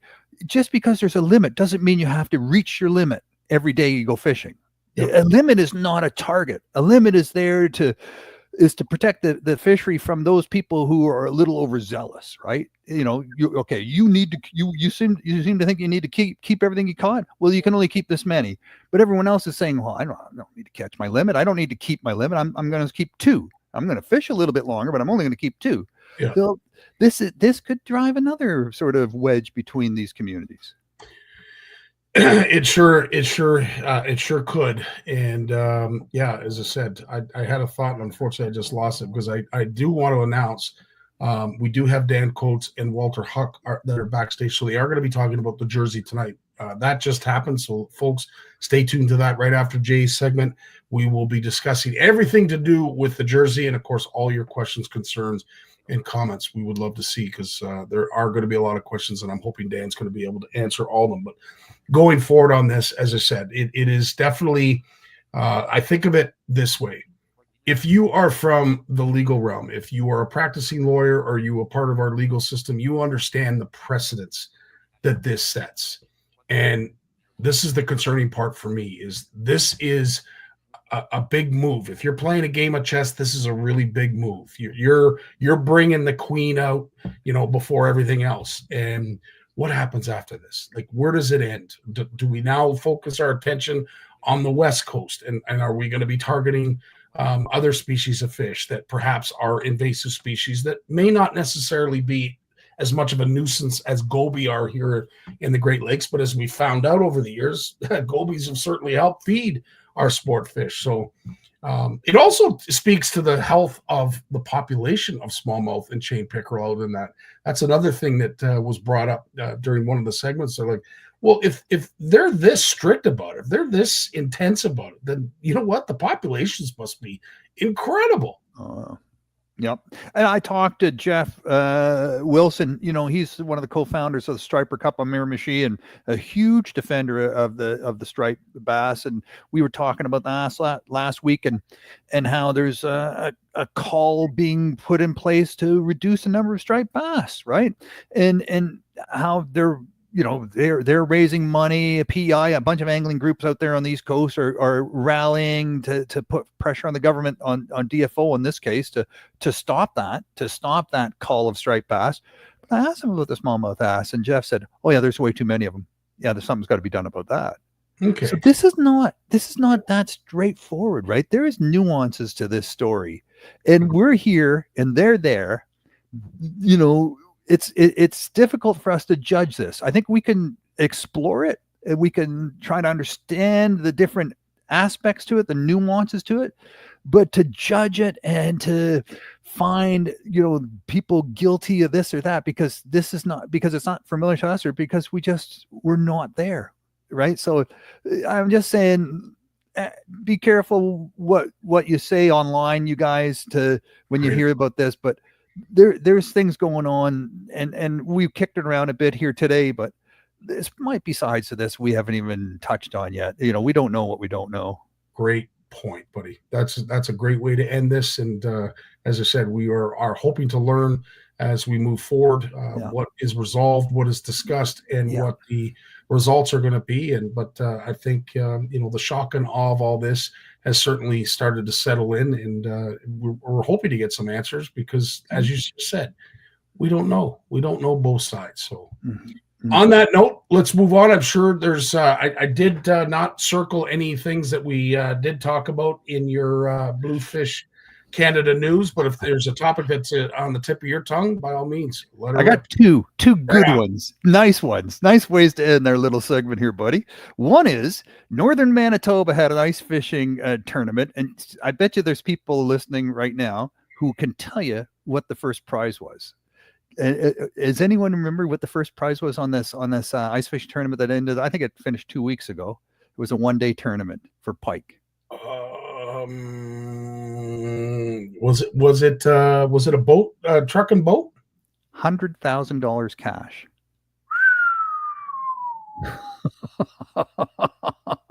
Holy smokes! $100,000. Can you imagine? So this guy that won it, he traveled 16 hours to participate in this tournament and fished with 35 seconds to go. 35 seconds. No way! Came in with his 100-centimeter long pike that he caught on Lake Manitoba and took first prize. 35 seconds to go. And he took home a check for $100,000. $100,000, man. And in Canada, that's tax-free, right? That's a buzzer beater, I'll tell you. Holy crap. That's amazing. Oh my God. Yeah. That's not a boat. That's not a boat worth $100,000. That's $100,000, It's amazing to hear, money like that being tossed around. And I mean, good on those sponsors, the vendors, and everybody else that was able to collect that. That's truly incredible. That's mind-boggling. Imagine if you had that 98 or 97 centimeter pike, and you thought, "Oh man, look, I'm going to win. I'm going to win." You go, it's almost over. It's almost over. I'm going to win. I'm going to win. You just threw salt in the wound, Lawrence. I wouldn't have done that. I hope none of them are listening. But oh wow, my God, incredible. Can you imagine? You'd be you think, man, I'm $100,000 richer. I'm going to win. You're dancing around. You're doing the winner's dance. And then, so-and-so just showed up with a bigger pike. You lose. Yeah. Want to talk about it? I don't think so. Right on. Well, that's a heck of a story. Well, I tell you, I don't know how you're going to beat that, but the stage is yours, my friend. Well, here's something totally different. So there's these researchers down in the Caribbean. They, with their scuba outfit, they've determined that fish can recognize people. And how they did that is they were wearing certain equipment. They had certain equipment on them when they were down diving, and they were feeding these fish. And then when they went down without the equipment, now remember, they're all masked up and everything, right? So, but when they went down without this certain piece of equipment on their body, and the fish recognized that these aren't the ones who feed us, and they didn't go over. But when they went back and they had the equipment on, the fish came over. So the fish figured out, is that the one who feeds us? Jim might be listening. Shh, we don't want to tell that fish are smart. Are you serious? Yeah, they say this definitely proves that fish can recognize, people. They have enough intelligence to say that guy. Oh yeah, that's the one that feeds us. That's the one that feeds us. Go there. But not that one. They don't have anything for us. Just stay. Ignore them. Well, anybody and it's so funny because anybody who's traveled to Horwood knows that as soon as we get to a particular area, all of a sudden there's a nuisance loon that comes out, and the loon ends up all over your scope, diving at all the fish you're trying to get, scares the school away. So to say that they're not smart, animals by that matter, I shouldn't say fish by that, but animals, I mean, they're in tune. They're not dumb. But the fish still hang out, and of course they still bite at the hook, and thankfully we're able to bring a few in that the bird doesn't get at. But let's face it, maybe we just don't give animals enough credit. So here's where this goes badly wrong. There's this woman. She's standing on the beach. I think this is in Australia, and she's just and she sees some sharks swimming back and forth. So she just walks out into the water up to her knees, and she puts her phone into the water, and she's holding her iPhone under the water. You know, they're pretty much, you can hold them in the water, and she wants to get a picture of the shark swimming by. I'm having a hard time listening to this. Having a real hard time listening. Oh yeah, you know where this is going, buddy. Yeah. It was a bull shark, bit off both her hands. Oh, one chomp, both her hands are gone. And they say it's probably because people are feeding these fish. So this shark is normally used to people standing on the beach and giving it food, maybe feeding it by hand, or maybe, you know, seeing who was the bravest to hang on to that chicken leg as the shark came and then drop it before, you know, they got just playing games with these fish, feeding these fish. And this woman knew nothing about that. So she's holding the camera. I would imagine too, with the camera, depending on, you know, what it looked like, it was probably flashing in the water too. I'm sure that. Yeah. And the shark just sees this person, hands in the water, holding something in their hand. It's food. Get it? Not thinking they're going to eat the hands, just whatever it was they were offering. So I have to say, when I was a little wet behind the ears and not so brilliant, not so bright, and I could hear my kids right now saying, "What was that last week behind me here?" But when I went out, when I was on my honeymoon, I think I've shared this story before. I was fishing, and my poor wife was going through morning sickness the second week. So I was on the beach 24/7. That's all I did was fish. And I was catching ladyfish. I was catching all like little kinds of fish. And this Aussie comes by with this big red drum, quite an incredible fish. And he says, "Hey mate, I don't think you're from around here." And I said, "No, as a matter of fact, I'm from Canada." And he said, "Can I give you a little bit of advice?" And I said, "Sure, I'd love it." You know, I was thinking he was going to give me some tips, right, on how to catch fish. He said, "I've been watching you, and you reel your fish in, and I noticed that you don't back out of the water when you're doing so. May I suggest that you do so? Because I don't think you have any idea how many shh." And he didn't even get the word out, and I was already running up to the beach. I mean, that's how respectful I am of those fish. So, oh my God, that woman that was sticking a camera in, I knew exactly where the story was going. I feel horrible for her that she's lost her hands. But you know, let this be a lesson to everyone. We have to respect these animals, and we can't think, you know, when you go up and you see a grizzly bear or a polar bear or any other kind of wildlife like a moose, it's great to get pictures, but when you see these people walking so close to them and getting in their you know, safe spot, their you know, their circle, you're playing with fire. And my heart goes out to the family and that woman that have to deal with the aftermath of all that. But let it be a reminder to all, just respect them, man. Mm. Yeah, it's a horrible lesson. Her husband was right there, and you know, he chased the shark away and got her out, but it was horrible. It was horrible, and there's nothing there to sew back on, right? Oh, yeah, it's gone. It's gone. Hey, yeah. Well, Lawrence, as always, dude, I want to thank you so much for your time. You always bring us a highlight of information and keep us well versed, and we look forward to the results, the aftermath, and what it's going to look like going forward for the folks of Nova Scotia. And of course, all of that. It's kind of what's going on. But thanks for keeping your ear to the ground and keeping us up to date with everything that's going on there. Yeah, and for anyone who has any details on that, please share them with me. You know, bluefishcan@gmail.com, bluefishcan@gmail.com. Just shoot me a line if you have any details on that. Thanks, guys. Right on. Lawrence, we'll see you next Monday, my friend. And right on. We've got Dave Barnucz coming up right after a word from our sponsor. The fear of failure is failure itself.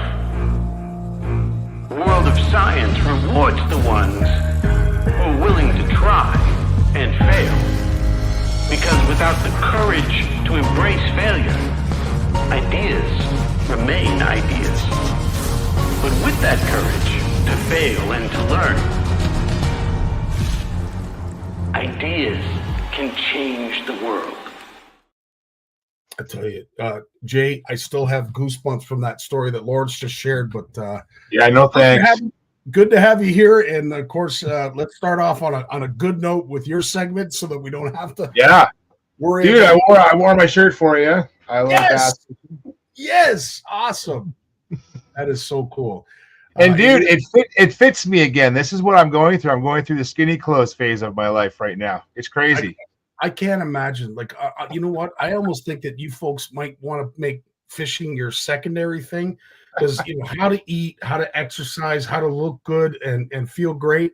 Your family's got it going on. You know, I'm looking at Trevor. I see pictures of Steph, your wife, yourself. Like, you guys are the epitome of what GQ basically built. Easy. I'll say this. I'll say this. Everyone's like, you're doing a great job with the family. I go, dude, I'm just like the swing or the shift manager. I'm not the GM. Heather runs the ship. So I'm really the third child half the time. She'll ask for my perspective, and if I'm smart, I'll usually just side with management on what's decision. So it is, you know, because you know, a happy life is a happy wife. And happy belated birthday to our beloved Stephanie.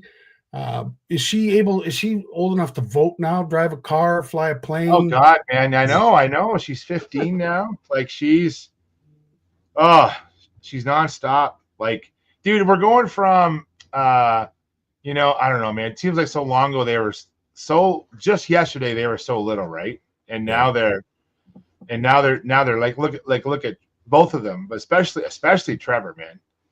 Like, dude, I couldn't believe it. Well, and I know he's probably sick of me saying it, but every time I do, I am just so freaking proud. You see his social media posts, his presence on stage, you know, the delivery he has when it comes to, you know, tips, tricks, and techniques. Yeah. Everything that I envisioned him to be is coming to fruition, and I'm so proud of him. I'll tell you, I can't say enough about it. He's doing a great job. Like, I'll be honest. Oh yeah, right. Trevor's saying the shirt tuck is back. So the joke with that is, on the weekend, I was wearing my pro staff golf shirts. And you know what, buddy? I like my jerseys, but I like wearing the golf shirts. It looks good. Like, I think the guy, all the guys, all the girls, and all the booths, you know, clean cut, wearing their golf shirts instead of all the jerseys all the time. I think it looks good. But dude, I haven't tucked a shirt in.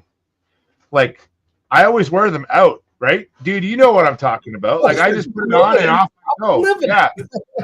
Yeah. And I was looking at photos of me the first day of the show, and I'm like, I think I could tuck the shirt in now. I think I could tuck it in. So Friday morning, I'm in the motel, and I'm like doing shirt tuck, and I'm like, holy shit, I tucked the shirt in. And I'm like standing there in the mirror, and I'm like, it fits. It's good. And it doesn't come out when I can always tuck a shirt in, but usually you don't, because the minute you bend over, it pops out the back, right? Like, I only ever tuck my shirt in, I joke, when I've got to wear a suit, and then the jacket covers it anyways, right? So you're giving me PTSD with all these stories. It's so true, man. When I wear a suit, which is, you'll never see me in, I tell you, I hate wearing suits. It's exactly that reason. You try to tuck it in, try to look neat and tidy, and then all of a sudden you stand up, twist a certain way, bend over to grab something, and then poof, it's like, you know, those magicians that pull the flowers out of the hat. That's exactly what my ensemble looks like after I'm done. And that's it, man. And so it was just kind of, I was making a lot of jokes. I always tease Trevor about, he's always teasing me, and I always joke that he's fat shaming me all the time. So, because in high school, that's always like a thing, like, you know, you got to be careful of everyone's feelings, and I'm always teasing Trevor about it. So it's always been a good time. So, but yeah, back to the show, dude. It was a great time. Trevor worked his first show. Oh yeah, the seminars, dude. The seminars went so well. I'm gonna say this about the seminars, and everyone asked me how to go. Giving seminars at the Toronto Sportsman show, like, you could be up there talking about knitting or like basket weaving, and you're gonna get a crowd. Like, it's on. And I'm not putting anyone's seminars down. The seminars were great. I tried to catch as many of them as I could. And but everyone's just hungry for information at that show. They're all there. They want to listen. They want to learn. And a lot of them just want to have a seat, and relax and take a break and sit in the seminar area, right? So that's always good. Big shout out to the Fish TV guys. You know, the MC this year is Jason Greentree. Now that Ron's moved out east, Jason Greentree fill in Ron's shoes, did a great job. And Leo, of course, the showman himself, like he was doing a great job. So I was just happy to be involved. What was cool was the seminar area was right by the fishing area in Hall 2. So I could literally just point over the shoulder and be like, if you're looking for something, guys, it's over here, it's over here, it's over here. And everyone was shopping, man. Like, we had a hard time, and not just we, like, I'm not talking about Berkeley and Abu and Fenwick. I'm talking about, like, everybody had a hard time keeping product in stock. But you know what was really selling was, like, and this is pretty typical of Sportsman Show, it's very centered on, like, affordable things, like combos. Like, you can't keep a combo around, man. Like a 2-piece medium action combo, name the brand, they were selling like hotcakes. And 2-piece rods, which is funny because, you know, Scottie, more and more of our brands are going with 1-piece rods as the majority of the line. If they got 15 rods in one family of rod, right? You know, and that could be Shimano SLX, or that could be Fenwick Eagle. You have everything in one family at one level. There's like 2-piece rods, like 2 models of 2-piece rods. Everything else is a 1-piece rod. But what does people want? They want the 2-piece rods. And it's a very Canadian thing. I have to say that. I think because people do a lot of traveling, a lot of backcountry trips, and they want a 2-piece rod. So that went really well. And then just seeing, what did Chaco Depot have? They had $25 waders that were going like crazy. They had a skid of waders. Yeah. And I guess they had a little bet going on. There's some funny comments on the Taco Depot page. I guess some of their staff were like, there's no way these are going to go. And they went, and there was waders everywhere. And that was, I don't remember that since I was a kid. We're actually seeing waders being sold I remember buying waders at the Toronto Sportsman Show when I was in college.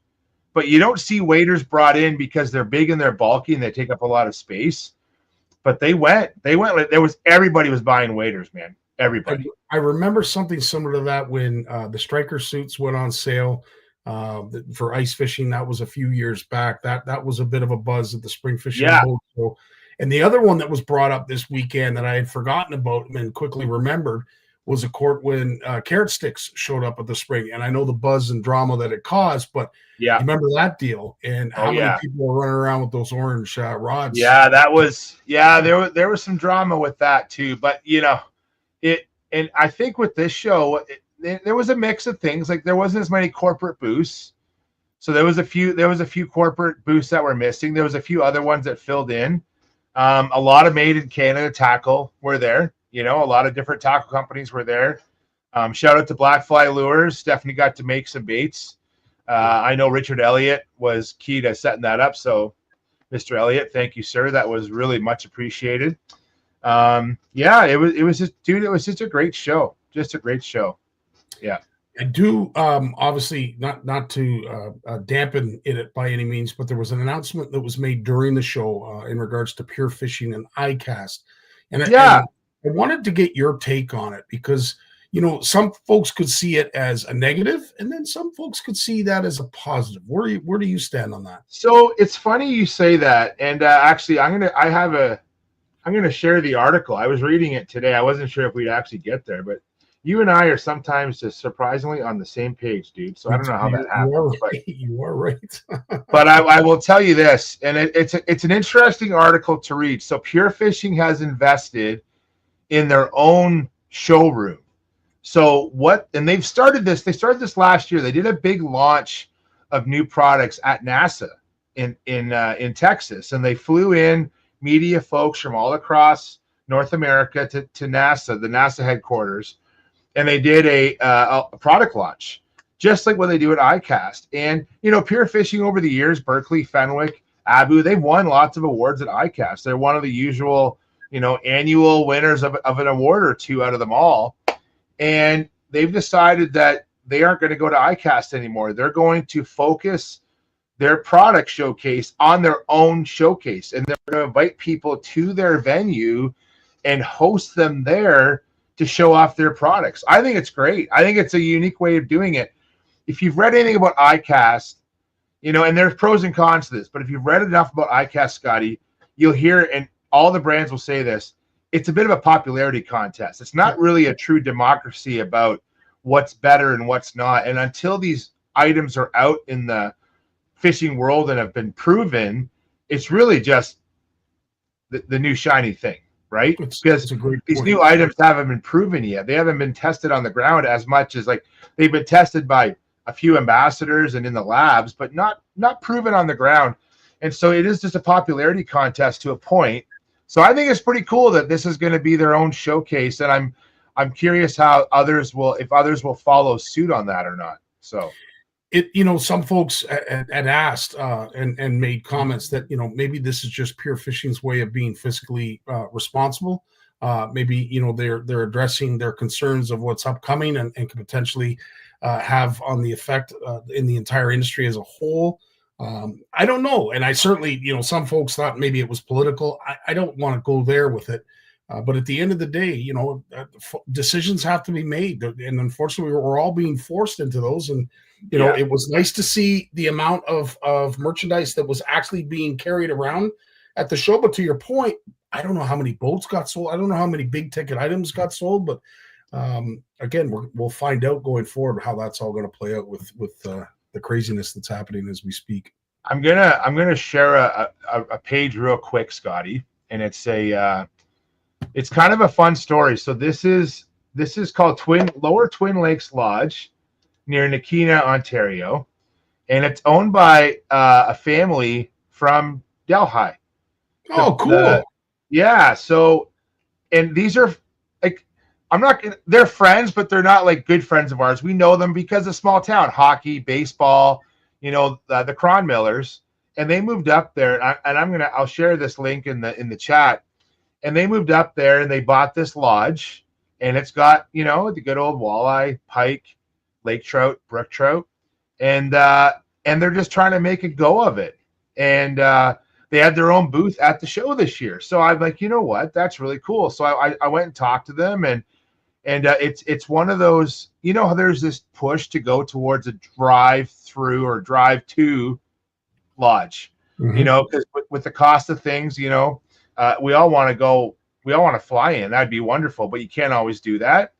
So yeah, so they're making a go at this, and it's a very inexpensive lodge, and yeah, I thought I'd just give them a little love there. It was great to see some familiar faces, and I couldn't imagine running a lodge. The work that would be involved in that. It is a year-round one. They offer snowmobiling up there too. They have ice fishing, and they do bear hunting as well. So I should mention that they also do bear hunting packages. So yeah, little shout out to Twin Lakes Lodge. But it's a great point that you bring up, Jay. And talking to Warren from Horwood, they are starting to have to maybe adopt a different approach when it comes to their marketing. With everything that is possibly happening, there's still going to be that American desire to want to, cash in on our dollar. So you're still going to have that residual turnover each year for these lodges. But to Warren's point, gearing a little bit more towards the Canadian content and Canadian anglers is not such a bad thing. We saw the success that Camp McIntosh had when they took that approach during COVID. So, if we didn't learn then what we should have, hopefully we can implement it now, and we'll see these lodges survive. Yeah, I agree. So I think it's neat, and I think that like they still have a strong American clientele, but I think they're trying to attract more Canadian, like diversify their portfolio a little bit, right? Get some more Canadian clientele. So, and I think you know this, like Horwood and others, it's still dominant American tourism, right? But I think that it made me think a lot about what's going on right now and how what will the change be, with this like tariff trade war thing going on, right? So, that was, and I'm not going to get onto it because the news covers it well enough. But that was a discussion at the show this weekend. Fishing tackle and outdoor equipment is on the list of tariffed items, and I saw a couple articles going both ways. People yelling at us and us yelling at them, and anything that comes through the U.S. In fact, a lot of the products we talk about on this show, from all of our sponsors, Scottie. A lot of them come through the U.S. to Canada from overseas.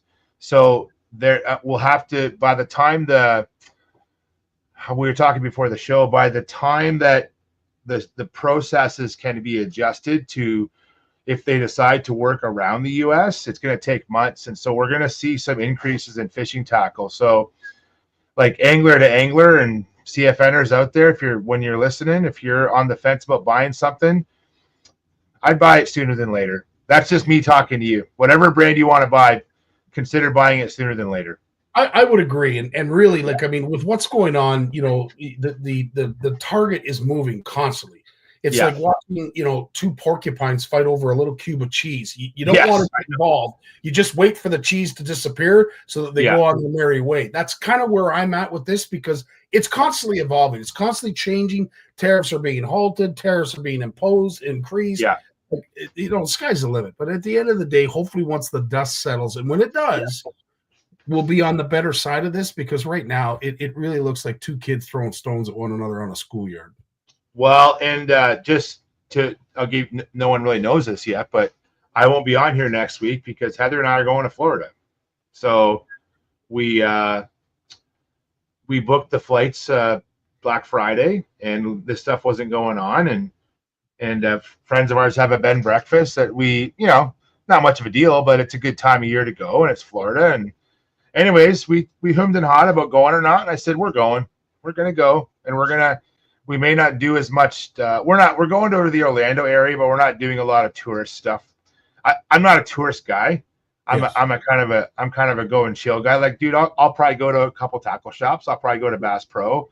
I'll probably go for a walk and look for some alligators and some spawning bass. We might try and get out and do some fishing. But I didn't want to commit to anything until we got down there to kind of see how things go. But we're going, and yeah, it's going to be a little bit more money than we wanted to spend, but we're just going to do a little bit less and a little more chill time. That's all. So good for you. No shame in that. At the end of the day, we all need our, and you need a break as well as the rest of the family. So we're all hoping that you have a great time. It'll be good. When you do jump on that plane, you are going to be leaving a little bit of the aftermath that happened this past weekend, and we talked about it when it came to the weather.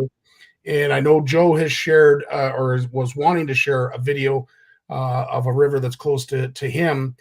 This is the Ganney this week.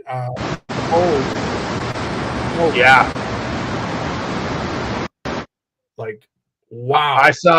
I've seen videos of, I saw a picture today of the bridge in Walkerton's closed. It's not damaged, but they closed the bridge for traffic. No one wants to go across it. And it's up to the girders under the bridge at Walkerton. So, and I saw a very similar video to that of Duffin's Creek today.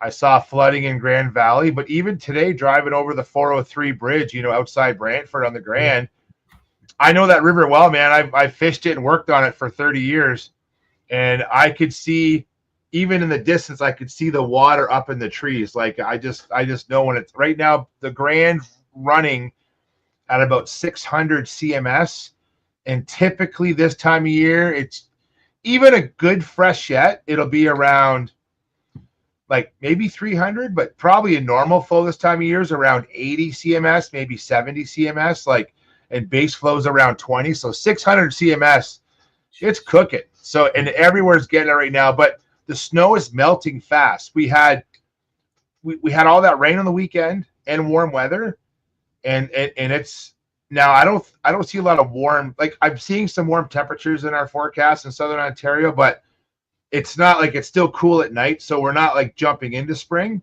Right. But snow's gone, dude. Snow is gone. So I know Danny Bacon and Nick Huxon, who are up in the Sault Ste. Marie area. Yeah. Of course, Danny's in Spanish. They've still got 12 inches of ice. They still got, that snowpack that they got with all of the lake effect that came in. Sault Ste. Marie probably still has 3 or 4 feet of snow. So, they're not out of the woods just yet. But, of course, the runoff that's coming and the flows that are going to be coming to these rivers.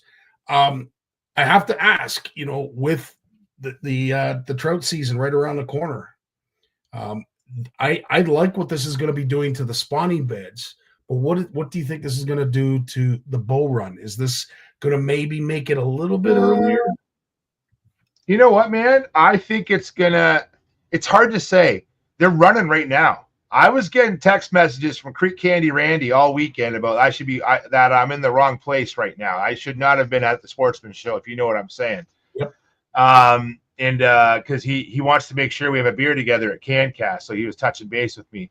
But yeah, Randy asked if we get runs down here. Our runs down here are not the same. They run early and they leave early.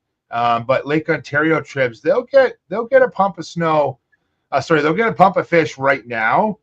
And but with the water temperatures are still cool. We need those temps to climb a little bit for those fish to really start getting going. So they're running, but they still got to spawn, and we need the spawning. You need a little bit warmer water. But I think you're going to see an early spawn, but we're too far out to determine if we're going to have a good opener or a slow opener, steelhead wise. So, yeah. And as I said, Lloyd told us they were 40 inches. Walter Sharon here, he's still got 4 feet of snow in his backyard. And if I'm not mistaken, they've got snow in the forecast out in Saskatchewan. So they're definitely not out of the woods yet with 36 to 45 inches of ice on the lake. So let's just say our hard water season might be over, but theirs is alive and well. Yeah, I think so. I think it's going to be really interesting to see what happens down here, but and how long it takes for guys to get off of Simcoe, right? But we'll see what happens. We'll see. There's still lots of ice. It's just a matter of getting on the lake now. So, 100%. Yeah. So you shared a link here about the Bassmaster Classic. Yeah, man. I pumped a few links in the chat because I've already warned Heather. I'm like, listen, I know we're going to vacation, but I'll be bringing the tablet and we'll be sitting poolside watching the Bassmaster Classic. That's what's going to happen. Yeah, it's the Bassmaster Classic in Texas. I'm looking forward to it. I'm not going, but I'm looking forward to what happens. It's on Ray Roberts Lake or Ray Roberts Reservoir. It's the last time it was there was in 2022, and it was during COVID. It was during one of the COVID years, and it was in June. The Classic was in June that year. It wasn't in the spring like it's been the last 15 years. So it really didn't show its cards, if you know what I mean, right? So in the last time, I believe it was Jordan Lee who won that last time. So we'll see what happens. But you had that great video of Gussie. Obviously, Gussie's first and foremost, you know. Oh well, yeah. And I can't imagine what this does to the fish and the lake, because I mean, you know, that could literally flip a lake. In my opinion, I don't know. You might have a different one, but in terms of temperature and where all the warm water and cold water is, this could literally flip a lake. But incredible conditions to deal with during pre-fishing and practicing. But Gussie certainly hauled in a giant, and we're hoping that all of our Canadian anglers do this weekend, because this fishery is truly remarkable, and there are definitely some big fish to be had. I'm just hoping that all of our Canadians are able to hoist a few of those this weekend. Yeah, and that's the thing though, is that right now that we're getting into some great warming trends. Like it's going to be, the forecast for Friday is 78, Saturday's 80, and Sunday's 80. It's going to dip into the 40s at night, like into the high 40s. It's going to be light winds on the weekend. That's what they're calling for right now. Like we're still a few days out. I'm not going to believe in that weather forecast just yet, but it's shaping up to be it could be a total blast down there is what could happen. Right. So everyone should tune in. The other one I want to mention, and this one is pretty wild. This is the 2025 Kayak Bassmaster Nationals. This is the one we took 0-2 last year in Oklahoma. This year it's on Lake Fort, which is one of the best bass fisheries in the world, bigger than Ray Roberts, like in terms of quality of fish. Wow. There's going to be guys in those kayaks. Like typically in a kayak tournament, we talk a lot about 20-inch bass. Like a 20-inch bass in a kayak tournament, if you can get 5 20-inch bass, that's 100 inches. You're doing well. And there's been a few limits of like 110 inches, 115 over the years, but not many anglers will break 100 inches.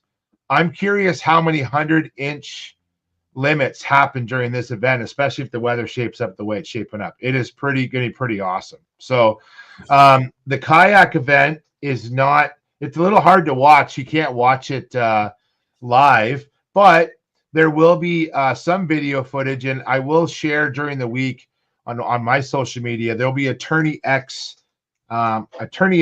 link where you can follow along, but I'm going to share Is that something. the bastrail.com? Is that where that's going to be? attorneyx.com. Yeah. So if you follow the Bass Trail link I sent you, they give you a little bit of insight about what could happen at that tournament and what might happen. But I think what's really important is to give a big shout out to these guys. So this is Team Ontario. Last year you interviewed all of us in Oklahoma. Yep. So this year, and I don't know, I know Moose is good friends with Krista Tosco, and but you know, Ryan Tyler, Antoine, Shane, Gordon Schwederman, the last guy in there, he's from Norfolk. When we met him in Mississippi Lake when he qualified, he came up to us and he's like, he went to Delhi High School. So he went and talked to Trevor and is like, hey man, good on you for coming all the way from Delhi. So we got a Delhi Norfolk County connection in Texas right now, which is pretty awesome. So yeah, it's pretty neat. What a small world, eh? Fishing's a funny thing. It really is. You just never know who is listening. You never know who's watching, and if you're not careful, who's going to bite you in the arse when you say the wrong thing. Speaking of the wrong thing, I have to ask you this question as we played it for Jim. I know computer graphics are getting to the next level, but I have to ask your opinion. Is this fact or fiction?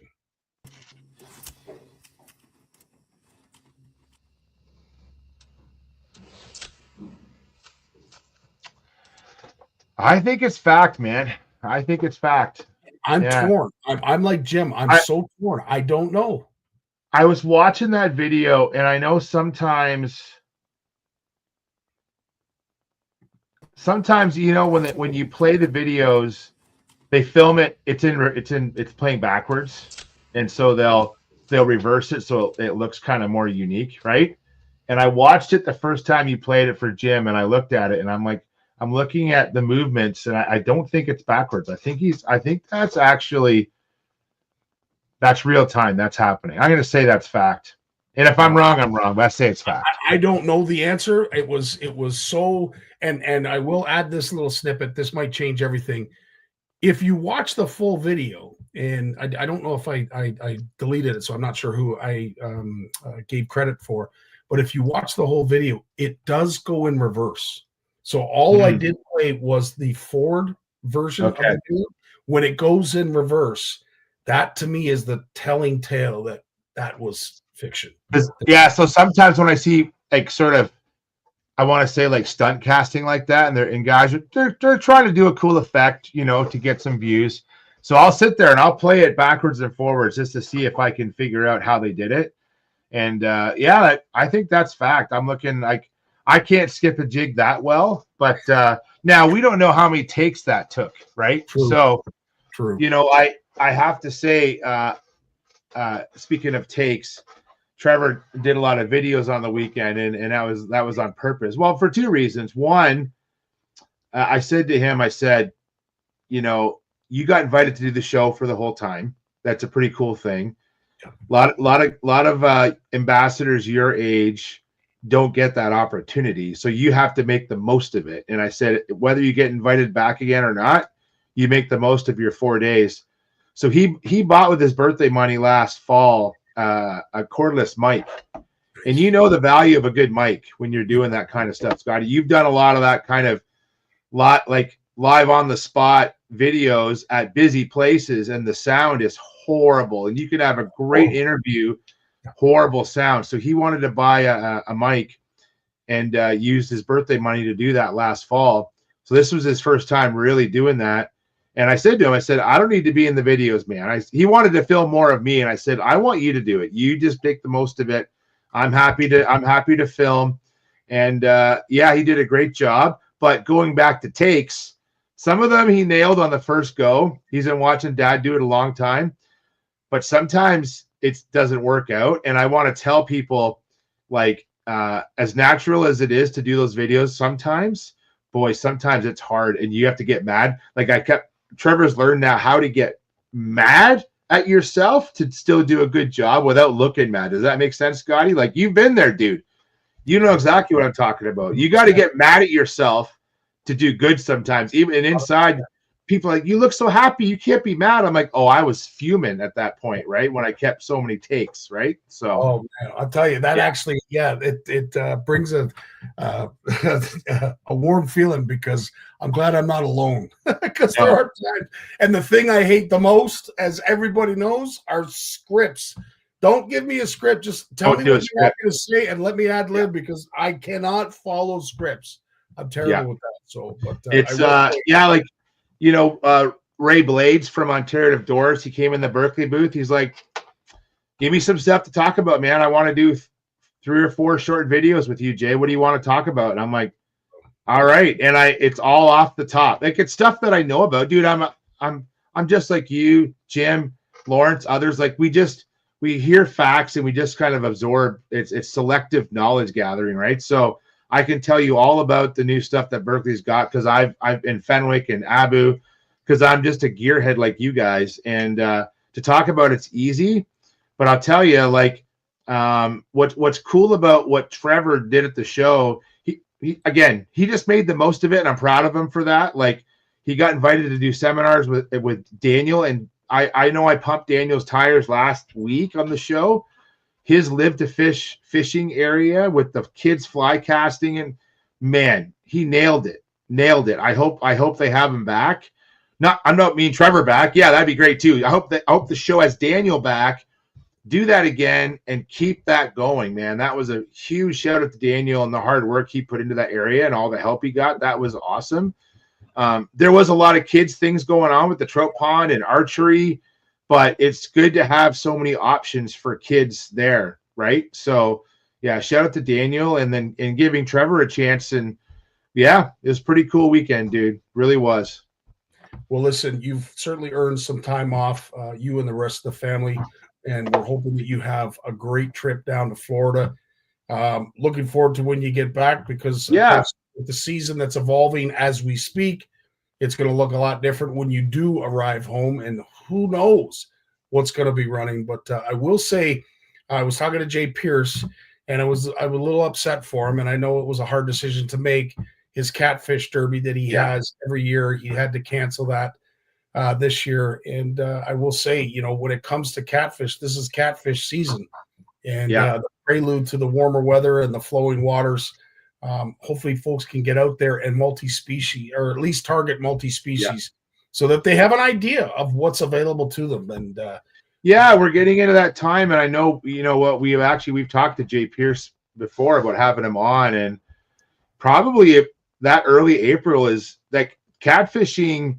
Some of the best catfishing I've had is April. Like, March is a little early, depends on the year, because they do like warmer, like a little bit warmer weather, but that pre-spawn catfish bite, which some of the best catfishing I've had, I got dates. It's like April 5th through about like till trout opener. And then at trout opener, then I get distracted again, right? But that April catfish bite is wild. So it's a good time to get Jay on the show, Scottie. If you're looking for a guest, that'd be fantastic timing. I might just reach out to him for next week just to bring up. You should. I know he was down. Tell him he's filling in for me. He's got to fill in for me. Do that. You got it, buddy.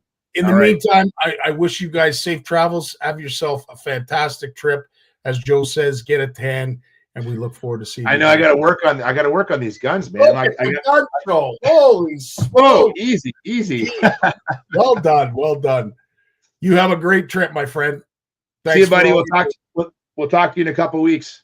And I'm looking forward. Dan and Walter are coming on right after this message from our sponsor to talk about any of the questions, concerns that folks have when it comes to ordering our new jersey that's going to commemorate our 10th anniversary right after this. All the best, Jay. Peace. Sweet. See ya.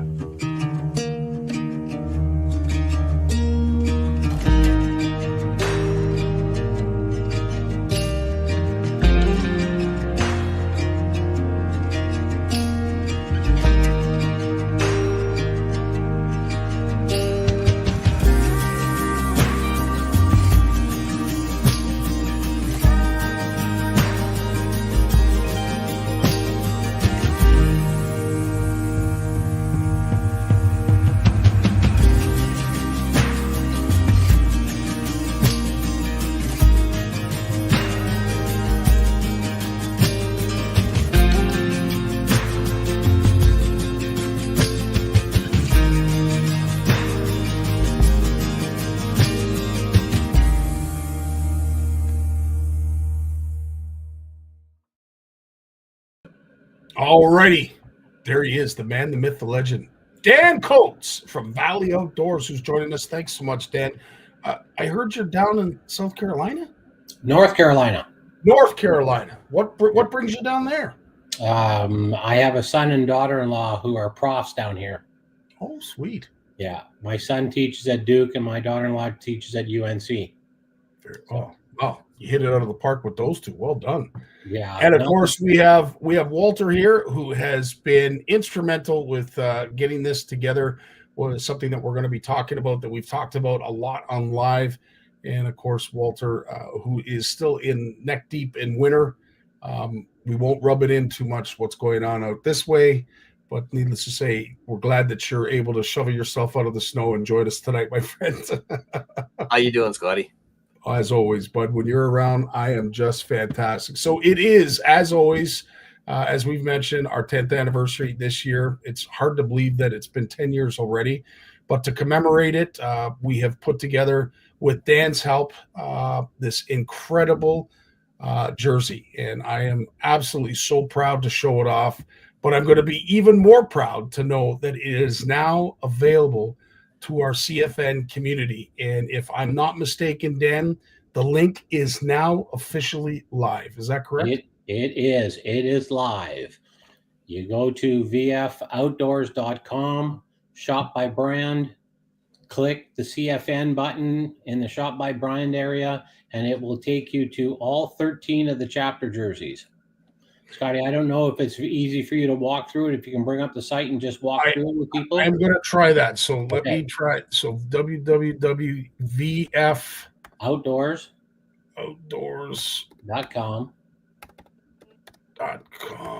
And I'm going to try and share my screen if that works. Yep. All right. So there it is. I'll talk you through how simple it is. Okay, so let's go down to present. Let's see if we can share that so folks can see it. There we are. Share. All right. Hopefully you folks can see that. Oh, no, it hasn't been brought up. There it is. All right, there we go. Okay. So in that black bar, it says Stock Designs, Prime, Realtree, Shop by Brand is the fifth one over. Okay. Fifth one over in that black, stay in the black bar, Scottie. Okay, sorry. Yeah, stay in the black bar. Shop by brand. Shop by brand. Right there. Boom. Click. Roll down. Oh, look at, geez. Look at the shoulders we're rubbing here. Okay. Holy smokes. Click on your button. Calm down. Wow. Okay, calm down. Now roll. If you roll down, all 13 chapters will come up. Look at that. So pick a chapter, any chapter. Let's go to Alberta. Okay. So now the chapter comes up and you can see the front of the jersey, the back of the jersey by just going down to the next button. Okay. If you click on the jersey, it will enlarge. If you wanted to see a bigger picture of it. Okay. Perfect. Beautiful. Close that now. Now, click on it. Click on a jersey. Let's go to Saskatchewan in honor of our beloved Walt for doing this. Let's go to Saskatchewan. Okay, so let's do a short sleeve crew neck right there. You got it. Perfect. Okay, then you see that you're on the right piece now. Let's roll down. Pick a fabric. We offer it in two different fabrics. We offer it in a traditional rice match, which is very similar to like the Nike Dry Fit jerseys that we've all worn for years and years and years. The other one that we offer in there is a UV jersey, which is the SPF of 63. It is what it is. It's a sunblock fabric. Okay. So just click on. Have you clicked on? I didn't. Yeah, so I clicked on the rice mesh. Yep. Which is a $90 jersey. And then, of course, the UV jersey, the price goes up slightly, but needless to say, still very reasonable for our community. Only the cost of the fabric difference between the two. We didn't take any additional markup on that. Okay. Now go to select a size. Yeah. Okay, we're doing this for Walter, so ladies medium. Very good, sir. Already? That's funny. Wait, now name on the front. That would be Walter. Yep. All right. Name on the back. I always get this wrong, but I hope You got her. You got her. Quantity, one. Add to cart. Add to cart. You're there. It's in your cart. You're ready to go. Click on the cart up at the top. And there There it you is. go. View it in a cart. Yep. Proceed to checkout. Perfect. Proceed to checkout. Enter in your information, your card, everything. You're done. Order comes to us automatically. Done. Like literally, Scottie, we just ordered a jersey. It was that simple. That's amazing. And that is with shipping and everything, tax, everything is included. Everything in that's landed to your door. No surprises, no surprises, no surprises. Well, I'll tell you that even I can figure this out. Holy smokes. Well, Walter, I know Walter knows me, and he's like, I know I got to dumb this down for Scottie, and you've definitely done that. So I really appreciate that. Now, of course, Dan, some folks might have some questions if they want to customize it. If there's anything that they wanted to either remove, add, is there any options for any of that? The agreement that we have and the arrangement we have with you guys, anything they want to do to change the look of the garment other than adding their name on the front or back has to be done through you, Scottie, or you, Walter. Perfect. That's not a valid question right now. Perfect. We are talking about something maybe that's going to come out next year after we get all through the 10th anniversary. We may give you options on that, but right now your option is: do you want your name on the front, name on the back? You don't want a name on the back, don't fill it out. And it will come with no name on the back. If you want your name on the front, your name on the back, that's as simple as we can make it, as fast as we can make it, so that literally nobody should be more than 10 minutes and they should have their jersey ordered. That's fantastic. That's awesome. Yeah, like, honestly. And of course, I do see that there are color choices too. So depending on the type of color, some like a little bit of a raised collar, some just like it streamlined all the way around. There's options for that as well.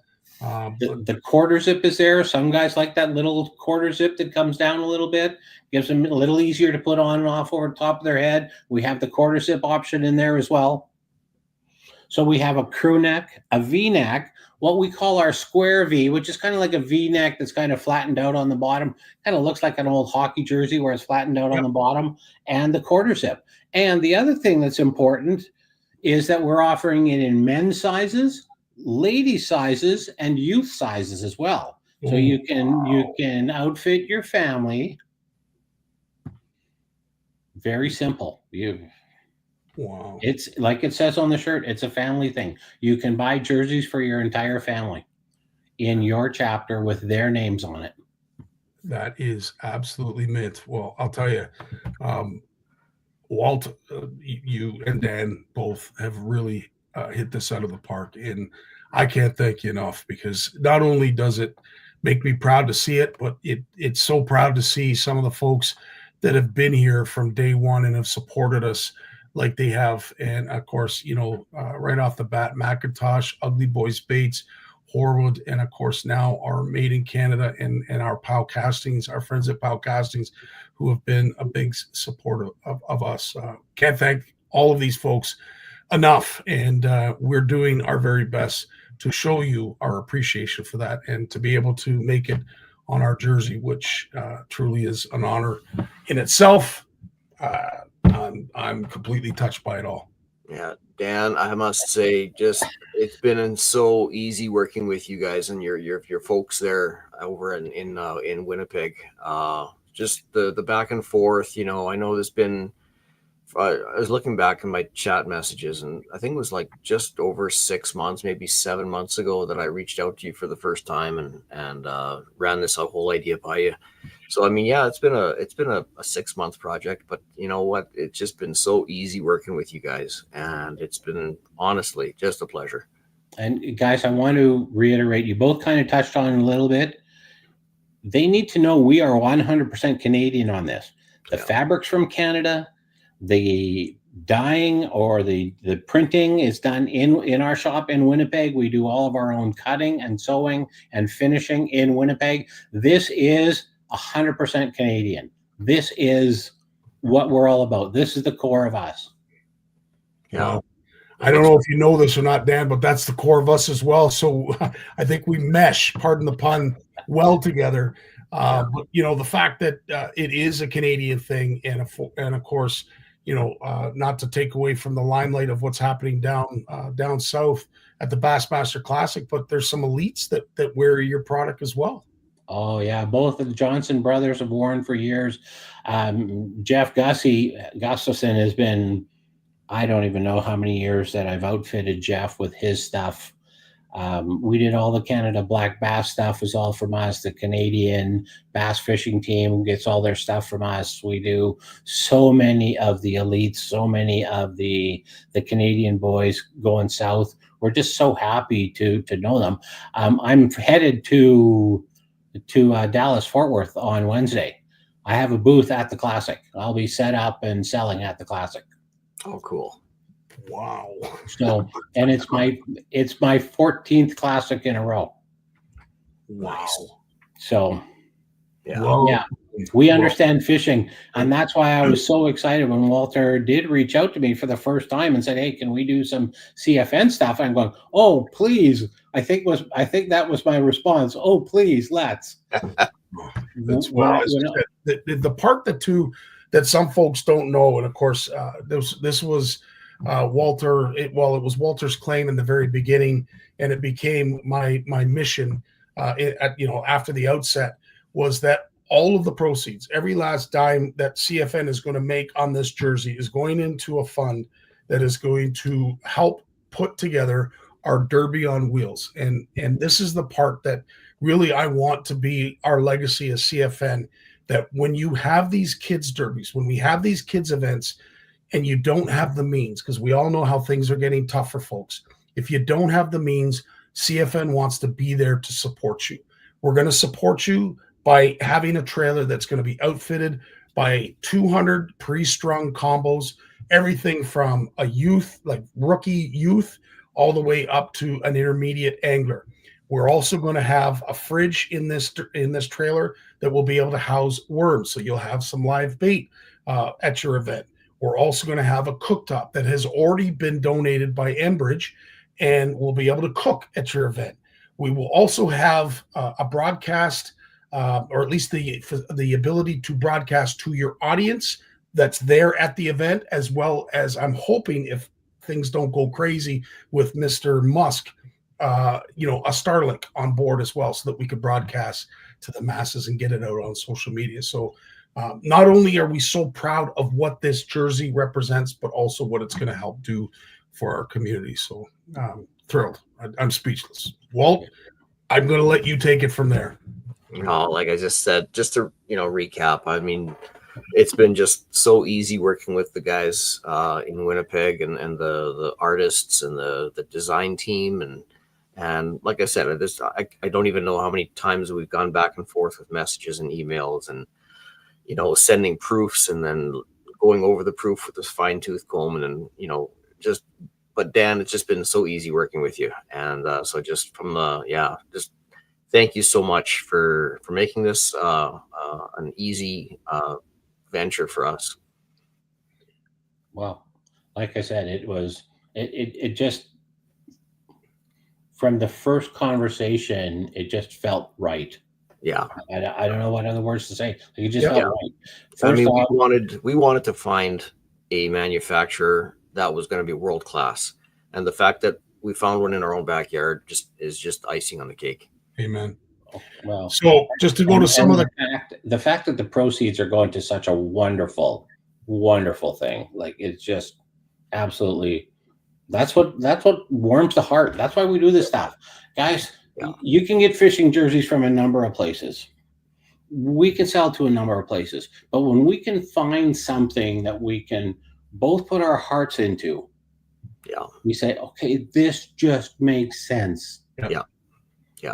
True enough. We'll get to some of the questions that folks have.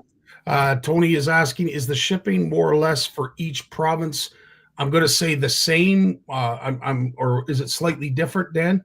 It is slightly different, but not that much. Like Okay. it's not like you're going to Singapore or you're going to Brazil, something like that. We're talking about Saskatchewan, Ontario, Alberta, New Brunswick. Like it's not that far apart. All right. I want to ask which one of you two brought this guy here. 3 white people. I smell a scam. What in God's name is that? Dean Howard, awesome jersey. I'll be getting me one. CFN proud, 10 years and counting. Dean, you've been just as much a part of this community as all of us, so we'll be honored to see it on you. Of course, our good friends at Wishing I Was Fishing. Looks awesome. Great job, guys. Thanks so much. Now, Lloyd asked a great question when it comes to sizing. And, Lloyd, I will take it from here because I'm even bigger than you. There are some concerns, obviously, that folks have when they're buying stuff online. Is it going to fit? If I'm going to spend this kind of money, I need to know where is it, and can I compare it to anything that I already have? And Walter, I know you have done a little bit of work with regards to this, so I'll let you answer that question.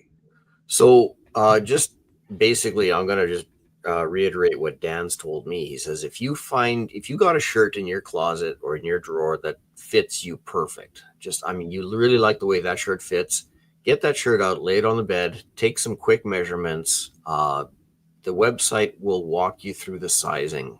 There's a sizing chart. Dan, you could probably speak to this a little bit better than I can, but your sizing chart will pretty much guarantee that if you got a shirt that fits you nicely, you take those measurements, compare it into, pop those numbers into the sizing chart, and you're going to find a jersey that's going to fit you perfect. Yeah. We try very hard at Valley to make apparel that fits people. Okay. And I'm probably a bad one. I'm 6 even 245 pounds. Now, can I fit an extra large? Yeah, I can. Do I take an extra large for myself? I don't. I always take a 2X, especially in the Poly Performance. I like it a little bit looser. And I also, depending on how I'm fishing, if I'm doing simple bait and weight, I could be wrapped up like the Bib Michelin man, and it doesn't matter. But if I'm sitting, if I'm pitching, if I'm flipping, if I'm using the end of the rod anywhere around my arm, I want that shirt to fit properly so that I do not, and my wife will attest to this, she's watched me literally take shirts off and throw them in the river. Well, not physically in the river, but I throw them in the garbage and I never wear them again, because why do I want something like that? So we've gone through a number of iterations to get to these bodies that we like. And like the arm might be, some guys say, oh, it might be a little tight through the arm. No, it's not tight through the arm. If you've ever had a shirt that's loose through the arm and you're twitching that rod handle and it's getting caught in your shirt, and about the third twitch and you're going, why am I fighting? Oh, I missed a strike. You know what? You're ready to throw your shirt in the river. So we fixed all of that. We only use the best, what we think to be the best true outdoor bodies. And so the easiest way to find from our sizes that fit is like Walter says, take a shirt that you like the fit of, lay it down on the bed, lay it down on the counter, take a tape measure, measure it at the bottom of the armhole straight across. If it's 26, go to our chart, say, oh, 26 chest. Oh, I'm an extra large. I'm a double X. And by that, like, they're made to fit and they're made to be worn. And our dye process is at 400 degrees. You will not shrink this thing at home. You can't shrink this thing at home. Even if you took your washing machine and dryer and Tim tailored them and pumped them up, you are not going to touch the 400 degrees that we dye at. So they don't move. They don't change after the fact. They just don't. Good to know. Yeah. Richard is asking, can I put a tackle store name on the back? And I will ask this question because the answer is yes. Is there a limit to how many letters that you can add to the back, Dan? No, because we'll just make it a little bit tighter, just like, right? If your last name's Martin or your last name is Gronkowski, well, we'll want his signature, but we'll still do. I appreciate that, Dan. Thanks so much. Because if I'm on the same level as a Gronkowski, there must be pigs flying out there somewhere. So what we do, Scotty, is we just we'll try to keep the same size of the letter. We'll just bring them a little closer together. We'll make the type a little narrower so we can get the name across the back. So my question then for Richard is are you looking to put a tackle store name in addition to your own last name or instead of your name? I would say only instead, based on what Dan has said and what we've agreed upon, the three of us. It will be in place of your last name. That's what I was going to say too, is because this is the 10th anniversary jersey, we want them all to kind of look the same. So we're going to say the customization will be limited to your name on the front and your name on the back. But other than that, the anniversary jersey, this special edition jersey, they'll all be the same. Awesome. I don't see any more questions in the comments.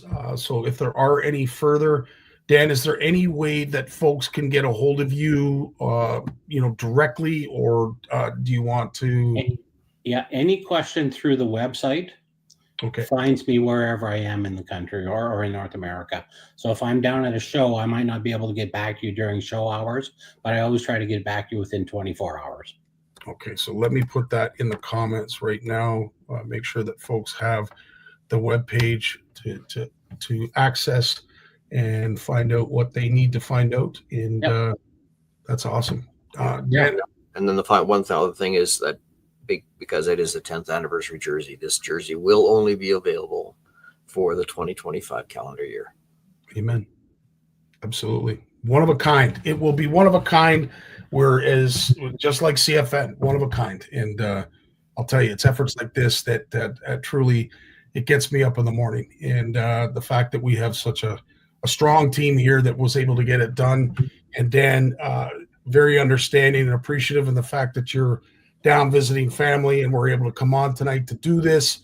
Even though I forgot to reach out to you first thing this morning to set this up. I got to own that. That's on me. No problem. We made it work, guys. Yeah. That's the thing. We just made, good people make great things happen. And this is just another example of that. And the beauty of it is how easy it is to order. Yes, that's what I wanted Scottie to walk through, how easy it is to order this thing. It's not complicated at all. Click your chapter, click the style of shirt or neckline that you want, short sleeve or long sleeve. All of the little pictures are there for you to pick from. Drop in your name, give us the size. Then you go right to your cart and complete the order. You give us your address, everything where we're shipping to, and everybody's happy. Yeah, that's awesome. What is the largest size? That's a good question, Richard. Thanks for asking that. 6XL. Okay. Okay. Wow. All right. Well, if anybody's bigger than that, you know what? I will say this. If they've gone to the effort of building a billboard that big, we'll do what we can to make sure we slap that on your back, even if we have to sew two jerseys together. Yeah. 6XL. Holy crap. And the other nice thing is I mean, it's down the road a ways, but stay tuned for some more garments coming up. Yes, that never ceases to amaze and stop. But because the design process and the thought process behind this is not over yet. Because, like I said, you never know what might be in the works yet for CFN and Valley Fashion Outdoors yet. Coming down the road.